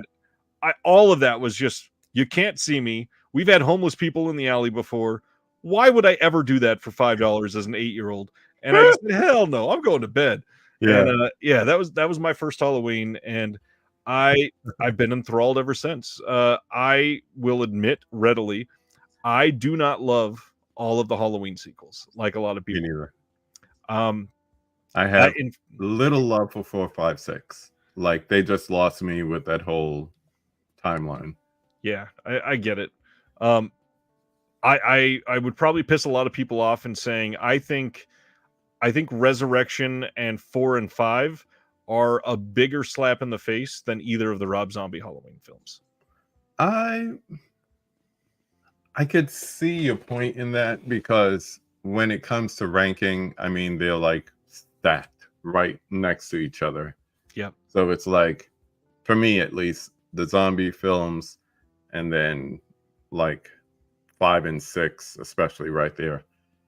Okay, that's funny. Read that, please.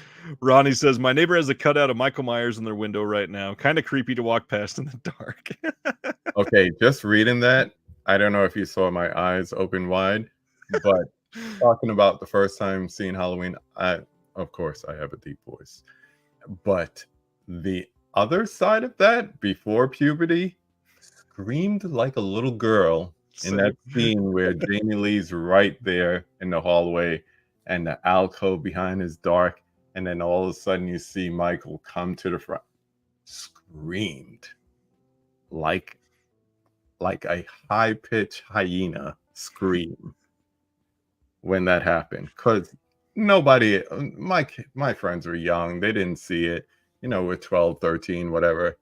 And when that happened, yes. So just reading that line just kind of Well, speaking of that scene, have you watched the 4K yet that Scream Factory did for the first one? Yeah.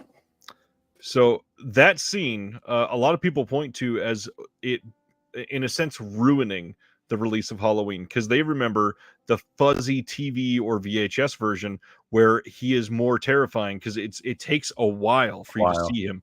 On the 4K, the moment they start the scene, you can see him immediately. And obviously, that was kind of what it was meant to be, that he's always there hovering, but it just doesn't have that nostalgic feel for a lot of people. At this point, I've lived with it all these years, so it's like, this scene, here we go. Yep. But yeah, I seen it like on VHS, DVD. Even go on YouTube right now and just look for audience reactions to 78 Halloween, because they show that scene. They show that scene, or depending on the video, they show the end where Loomis looks out. But yeah, the grain definitely helped in that situation. Oh, I missed some comments here. What were they saying? Halloween is okay, but it's no Memoirs of an Invisible Man, and I'm not being sarcastic.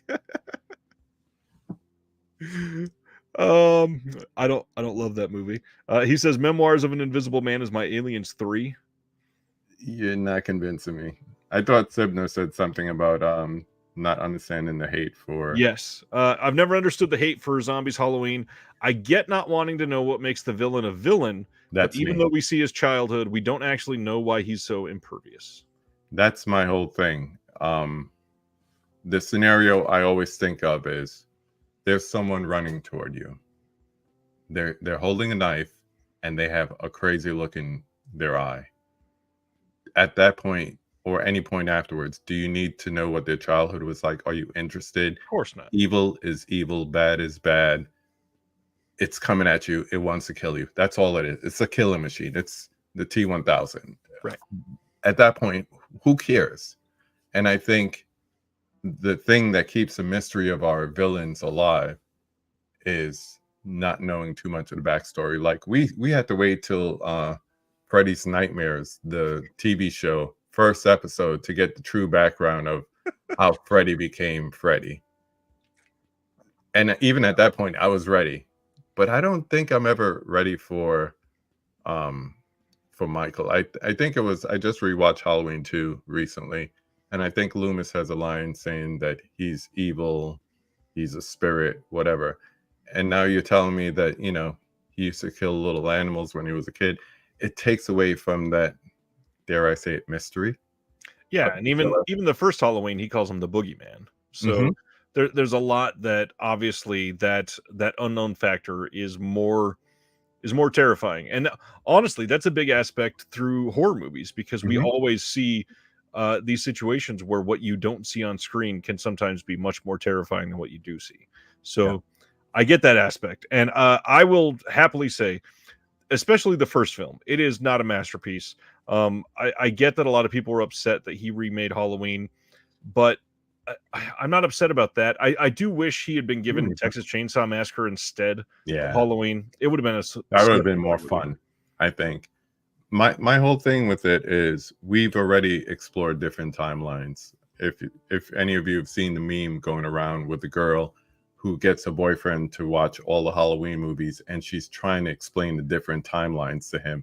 So no, that last movie that we watched had nothing to do with any of the other movies. This next one starts a whole new timeline, and it has nothing to do with the first 3 movies. But I think you're going to like it.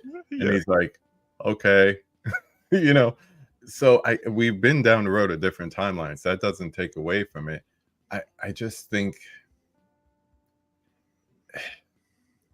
I said this the other night, he is a great visionary. In anything I've seen him do, great visionary. the execution just it leaves a lot to be desired for me. Right. And Antonio here says, Zombies is great while it's trying to do its own thing. What brings it down is when he tries to mimic the beats of the OG. In my opinion, he fails in that regard. And the sad part, I agree with this whole comment.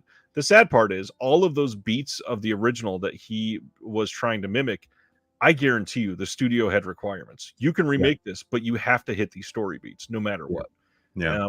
And that's because it's, Carpenter also got a writing credit on this. So it's meant to be not just the characters, but it's the same sort of beginning, middle, end. And we got to end up here because, hey, if this does amazing, we'll do a sequel, of course. But everything that happens in this, there are certain scenes that hit so well because of his abrasiveness. And then there are other scenes that hit so poorly because of his abrasiveness. Yeah. And all of the dialogue is bad. Zombie needs a lot of help with dialogue, of course. But this movie is not one that people should just be immediately thinking goes to the bottom of the barrel. This is a better film than Resurrection. I was just about to say that. Resurrection.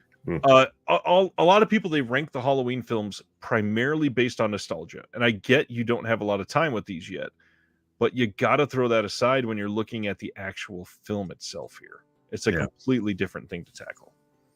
Okay. So with that said, and I don't know if Dell is still in the chat. It's kind of late for him. He has school tomorrow. But he's here and he says collection Rob Zombie's Halloween is a masterpiece. He loves 2. And I've yet to get him to explain to me how on God's green earth that is his number 1 overall in the entire franchise. So let's get into it because it's top 3 for me. 1 though. 1. Not H2O, not OG. 1. The first thing I gotta say is he doesn't do drugs. He doesn't do drugs. I've never done drugs either. It has to be the director's cut. That's the first thing. That makes it a better film. The other thing is you got to look at it as a sleazy art house film. And the moment you do that and you realize that it's somebody's vision of something that means more and has more behind it, yes, the white horse might be off-putting to somebody that's never seen it and is watching this primarily as a fan of the Halloween franchise. It's not great. But if you come into this and going, I'm seeing a sleazy art house movie, it's a completely different tone. You know that horse hasn't been seen since that extended cut of Blade Runner, right? It's the same misunderstood horse. We're like, we didn't get it then, we don't get it now. What the hell? Good point. It's lived a long life. But the whole thing, honestly, and maybe that's it. 1, I've only seen the theatrical. So that's 1. 2, and I was joking with this term before, but in this case, it truly applies. It plays like a fever dream for the most part, outside of the kills and the half attempted plot. Okay, Dell, Ryan, I will watch the director's cut and give it another evaluation. Because I did promise you I would do a rewatch, and I couldn't bring myself to it. Not with 140 movies since August going.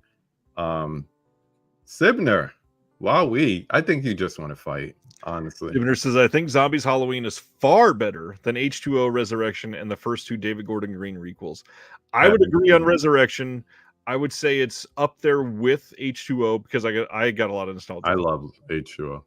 But Halloween 2018, I think, is an incredible movie. Halloween 2018, The Force Awakens? Yeah.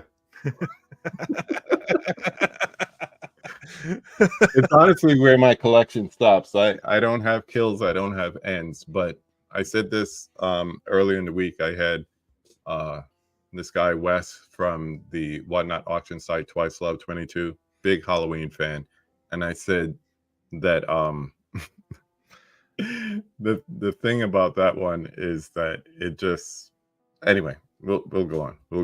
What is it saying? Let's get it right. Bill says, let's get it right. I do not like Zombies Part 2. It's terrible. Zombies Part 1 is my favorite. Okay. But he likes 2 director's cut. I think he's saying he only likes Part 1, and it's the director's cut, not Part 2 at all. Yeah. 2 just plays like a fever dream, man. Like, I should be on LSD, and I might get everything outside of the kills. Once again, weak plot, weak writing, but then what the hell, man? Sherry and the horse, and I'm sober, I'm cognizant of what's going on, and I don't get what's going on. Sleazy art house, and when you watch it with that mindset, I think the emotional beats actually hit harder in Rob Zombie's Halloween 2 than in Mm, most of the other franchise yeah. films, period. So what you're saying is this could be seen as the second standalone in the franchise besides Season of the Witch? Theoretically, yes, because I think I think you kind of have to throw away the first one if you're going to look at it like that, and Mhm. that's okay. You already know the backstory of Michael. We don't need any of that crap. So, yeah, the director's cut of Halloween 2 has a lot to love. Hmm. Okay. I And will now give it a chance. Dell coming with the strong words. I like director's cut of 1. I don't like anything about 2. Sorry, Ryan. Get it right. Get it right. Oh Oh man, man, that's it's hilarious. I know people are very nostalgic about it, very, but when people come at me like that, I always say, so which timeline are you nostalgic about? Because one goes with so many different things. It even goes with 2018 and the DGG requels and everything. But so many different timelines. You can't tell me you love all of them. And if it's some, there's going to be some you don't love. So Yeah, it's that's why and this is probably a hot take, and I think you kind of alluded to this as well just a few minutes ago. I don't love this franchise. I mm, think there's a lot to hate in this franchise, actually. To be quite honest, none of the slasher franchises are super strong all the way through. Like the main 4, yeah. they all have their major duds. I will say that David Gordon Green's. I feel like over time, people are going to come back to love those a lot more than they think they did. Hmm. A lot more. That Well, I first think, movie. Go ahead. no, I was just going to say, I think as time goes on, more people will discover that in the same vein as 78 and be like, well, I kind of dug how innovative this one was in referring to the Rob Zombie cuts instead of, you know, if you don't have nostalgia for a certain movie, it has to be really, really good for you to latch on and say, this is an excellent movie. So you might get your classics, whatever it is, your Exorcist. There's people with the 4K coming out now seeing the Exorcist for the first time, or Jaws, or Shining, or whatever the case may be. And those are easy to latch onto. You see the excellence in it. But when you have things that are more nostalgia than excellence, it's very easy for the next generation or 2 generations down, whatever follows Z, and be like, well, I kind of like this one. This one was kind of funky compared to this one that just played like an old movie. So yeah, I think you're Yeah. going to get a lot of that in the future. It's already starting. This is true, and so many people are just against certain aspects about the David Gordon Green films. The first one, I think that I feel like they got a lot of the same sentiment of we don't want to see some of the not necessarily backstory, but like we don't want you to flesh out the Michael Myers character at all, and they did a little bit, but that movie's it's overall like it's just classic Halloween. It Yeah, feels very Halloween, and that's then the that's why I second, call it the Force Awakens, yeah. because it's kind of like what they did with that franchise, and it was like, let's see how nostalgic we could get people for the original. The second one comes and everybody complains about the dialogue, and it's not great. But you got to admit, Halloween Kills has That's easily some of the best kills in the that's entire franchise. some of the best kills from the opening, the fireman, all the way to the, yeah, best. The playground kills are amazing. But I will say this: I'll watch a movie straight through the first time, and I'm looking for all the cinephile stuff. I'm looking for the Yeah. acting, the cinematography, the writing, blah blah blah blah. And when they started with the mob mentality, I turned around to my wife and I'm like, what the fuck am I watching? And then after that, I was like, but we waited. We knew something was happening with the fireman since we saw the trailer. Yep. Because they're like, no, don't go in the house, whatever.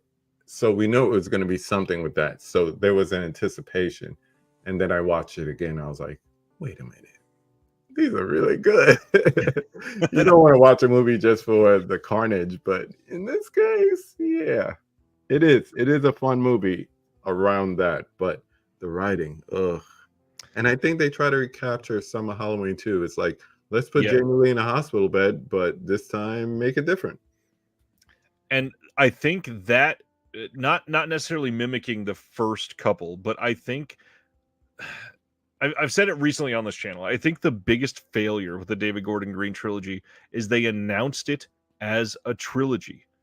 Announce a film. If it, even if you plan a sequel, don't tell anybody. Yeah. That way we know that there's stakes to this. And if somebody survives, look at that. We already filmed a sequel. It releases in 2 months. Here's a trailer. Everybody loves it. But the way that you announce the trilogy, Halloween 2018 is bleak and it ends in this awful, weird situation because you hear him breathing as the credits go. You know there's 2 more films coming. Yeah. So you're telling the audience the second film doesn't matter at all. He's going to be in the third. Doesn't matter. You're going to have a third Halloween movie. Everybody wants to be Lord of the Rings, man. It ain't the same. It is not the same. And what if it did terribly at the box office? Right. Your expectations for 3 just went way, way down. So then Halloween Ends comes and everybody hates it because of this Corey storyline, which Corey story I get for sure, but again, it's just a different timeline. I mean, we're in a franchise that already has 4 or 5 whatever different timelines. Jamie Lee has been in more than half the films, died at least once. There's so much happening. We have storylines of these random ass tattoos that we've never even fleshed out in a way that people can care about. And you're upset about this person named Corey. Now, what I will say, I'm very tired of horror relying heavily on processing trauma. We don't need that in every single movie. We have other reasons that we can have horror movies, and Ends definitely leans a little too heavily on that. But I don't think it's even half as bad as people make it out to be. And I think the important thing is people watched it expecting a full bore Halloween film. Yeah. If you watch it a second time, go into it knowing this is going to be different. It's a much better movie. Yeah. 2 things for me with that is that the marketing just made it Laurie versus Michael, final battle. Even the way physical media will tell you, collectors, the way they put them back to back kind of thing. And then we didn't get that. We got this other dude and we got this transfer of evil and all that, which would have been great to set up for whatever comes after Michael. Right. But the other thing is, and I think I've spoken to you, I've definitely spoken about it on my channel, is that was talking about it after I saw it for the first time. And someone said, well, what if you approach it like you were basically seeing a visual version of her book? Because there's a couple of times in the movie where she just shows up and it's like, how the hell you get here so fast? Right. Like by the radio station. Like, how you get there? Why are you just standing there? Yep. You're looking like a creep. But the whole thing about it is if you do it like a retelling from the book, you're like, huh, okay, that makes more sense. And having a character like Corey up front kind of establishes like this could go somewhere else. It doesn't, but it could. It gives you that that thing. And the other thing I was going to say is we've been talking all the different conversations this month about how, whereas in the 50s and 60s, you had sci-fi kind of making political statements for what was going on, Red Scare, all that good stuff. Now we have modern day horror movies trying to focus on mental health, grief, trauma. And you're right, everyone doesn't need to be around that, but I think it's representative of our times, the people who are writing these stories. And I kind of like when people say, I'm tired of sequels and requels and superhero movies, when they are starving for originality. This is the stuff that comes out. Not everything's going to be A24 kind of level movie, but those things come out as an underlying like feel and direction for all of them. That's why Talk to Me is so popular this year, is because people can identify with that. They could identify with grief. They could identify with trauma. So I think that's what everybody's going for, but not everyone is doing it well. Right. So that, we mentioned, or I mentioned at the beginning, that we'd probably start talking about the idea of sequels and reboots and remakes and how those come into play. And with this franchise specifically, we have, first off, we have 3 films named Halloween. Dumbest thing in the world. That should not exist. Stupid. So stupid. But now we've had, technically, you could kind of argue that there's been at least 1 remake of Halloween and 1 requel, which is almost a remake as well, but not really. But anyways, but you've got all that in place. Times have changed so much from 1978 to 2008 or whatever it was when Zombies' first one came out, to 2018 when David Gordon Green's came out. Remakes and horror. They are, to say they're hit or miss is to be kind. There are quite a few that are damn good. This is probably a good time to list a handful of that each of us appreciate. I will say Texas Chainsaw Massacre 2003 is one of my favorites. The Hills Have Eyes is a masterpiece. I think that definitely outclasses the original to me. I will say The Crazies is a damn good example of a remake. Very good. And there's probably a couple more, but those are easily my tops. Any that I missed that you want to throw out there? Well, we've established this month it's more of a remix than a remake. Zack Snyder's Dawn of the Dead. Yep. I mentioned it earlier. We spoke about it briefly, but Maniac 2012 with Elijah Wood. I think everything about that is just, it's, we talk about if you're going to remake a movie, don't make it exactly the same. Yeah, that one got the assignment for sure. You see, the problem is, like you said, hit or miss. It's the perfect thing, because for each one of those, you get a fire starter, or you get something that's lukewarm, like Carrie. So it's very hard. And I didn't say that just because the poster's there, but it's more because you spoke about it last night on Hall of Fame. Yeah. And that's where I think I really want to hit this, because there are, first off, we got to be brutally honest with the fan base. The horror fan base as a whole is entitled beyond belief. Everything that people view some of these, they act like they are owed something. And I'm not saying that's always off base, but in certain cases, it's not necessarily that way. One thing that I do want to say is a lot of these modern filmmakers that are like Firestarter, there was a couple situations where the director did not react super positively to some of the criticism, if I remember right. Said some things on Twitter like, I tried my best or whatever. But the big thing is, you know that you're making something that has nostalgia attached to it. And one of the things that you're hoping for is to cash in on people that loved that original thing. Now, if you have a super positive response and people love it, you are going to ride that to the bank and be super thrilled with it.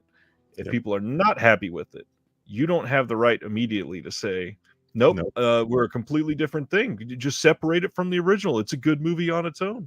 Sometimes I think you just have to accept it as, no, they just got love for the original, and whatever you do is going to be terrible.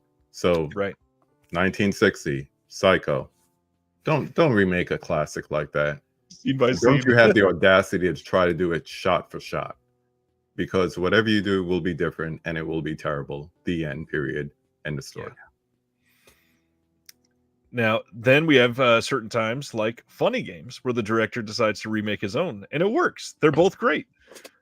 So I understand it. So it works. But in all these situations, the people associated with the film itself need to understand it is going to raise a different level of accountability. Yeah. With the fan base, you also got to give it some grace because it's not necessarily attached to that first film other than a monetary underpinning that the studios are hoping for. And that's all it is nowadays, because any of these remakes, it's a studio behind it. It's not something that's some indie that's picking this up at all. Yeah. And, I mentioned earlier, speaking to Jill earlier today, and we even mentioned it kind of here, I'd rather get the opinion of a fellow filmmaker, another filmmaker, about like a remake or whatever, than to get a general populace type of an opinion, because you don't understand, these people are holding your money in their hands. And if they say, like you're saying, you got to do these beats from the original, or you have to pay homage in this way or another, and this is coming from a Fredhead, I really think the remake of A Nightmare on Elm Street could have been a whole lot better. But I think they were just so tied into the things that they had to mimic from the first movie. While they were trying to be wildly different and original with it. And I think it just took a movie that had a chance and just made it up. But at the same time, once again, we have young fans. I had a young lady reach out to me the other day and said that she loved the remake much more than the original. And I wanted to curse her out, but then I said, okay, tell me why. Because, I can't be a gatekeeper. I can't get defensive. My nostalgia, I can't give that to her and say, here, this is why. You weren't a thought in your mama's head in 1984. So how can I give you that feeling? It's true. And there are a lot of these remakes that are bad. Neither one of us are saying that none of them are bad, obviously. For every for every The Thing, there's a Martyrs or Mother's Day or Stepfather. None of them are going to be able to be completely perfect forever. But the way that we are looking at these is with nostalgia tinted glasses. And for a lot of people, that changes everything. And when you defend an entire franchise like Halloween based on your views on the first film alone, that's one of many timelines.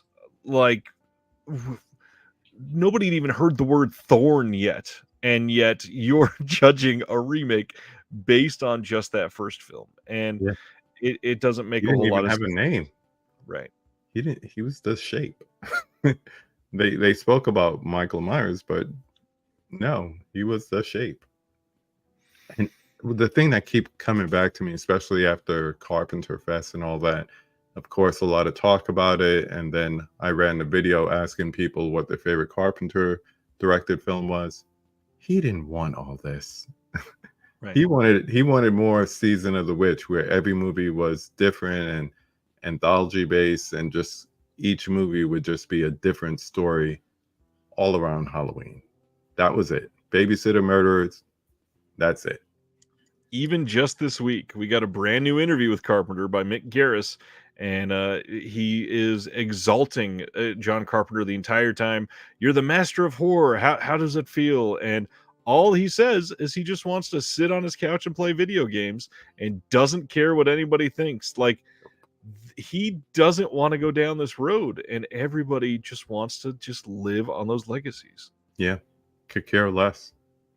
And the whole thing is, I think you see the progression through his movies as him just being a student of film studies and just saying, hey, this is a great story. I hope you enjoy it.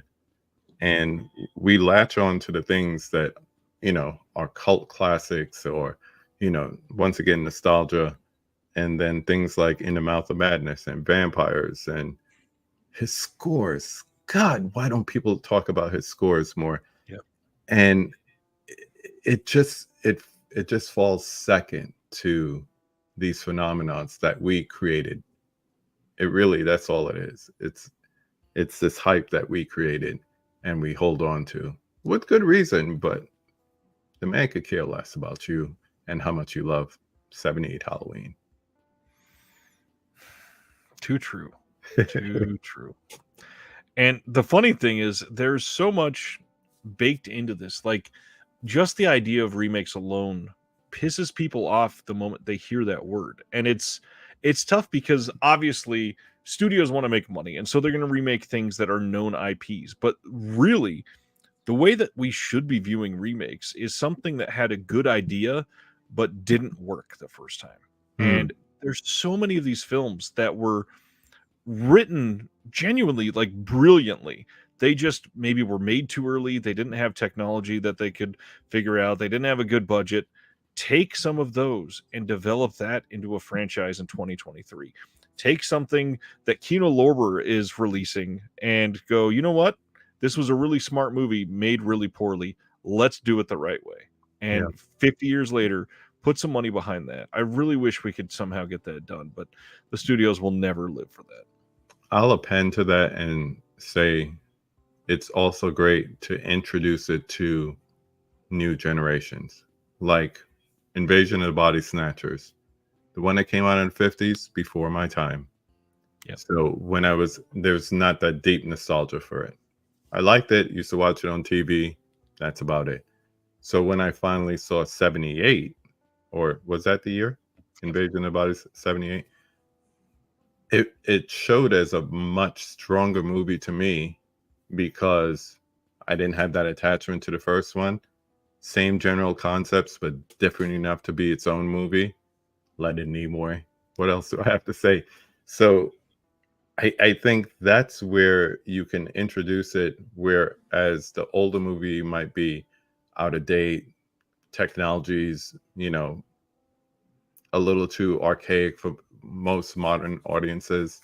Right. So then you could say, well, here's this great story, brought it up to today's standards. With today's actors, with today's creature effects, with up and coming actors, not just Nimoy, but Jeff Goldblum in this super weird Goldblum character.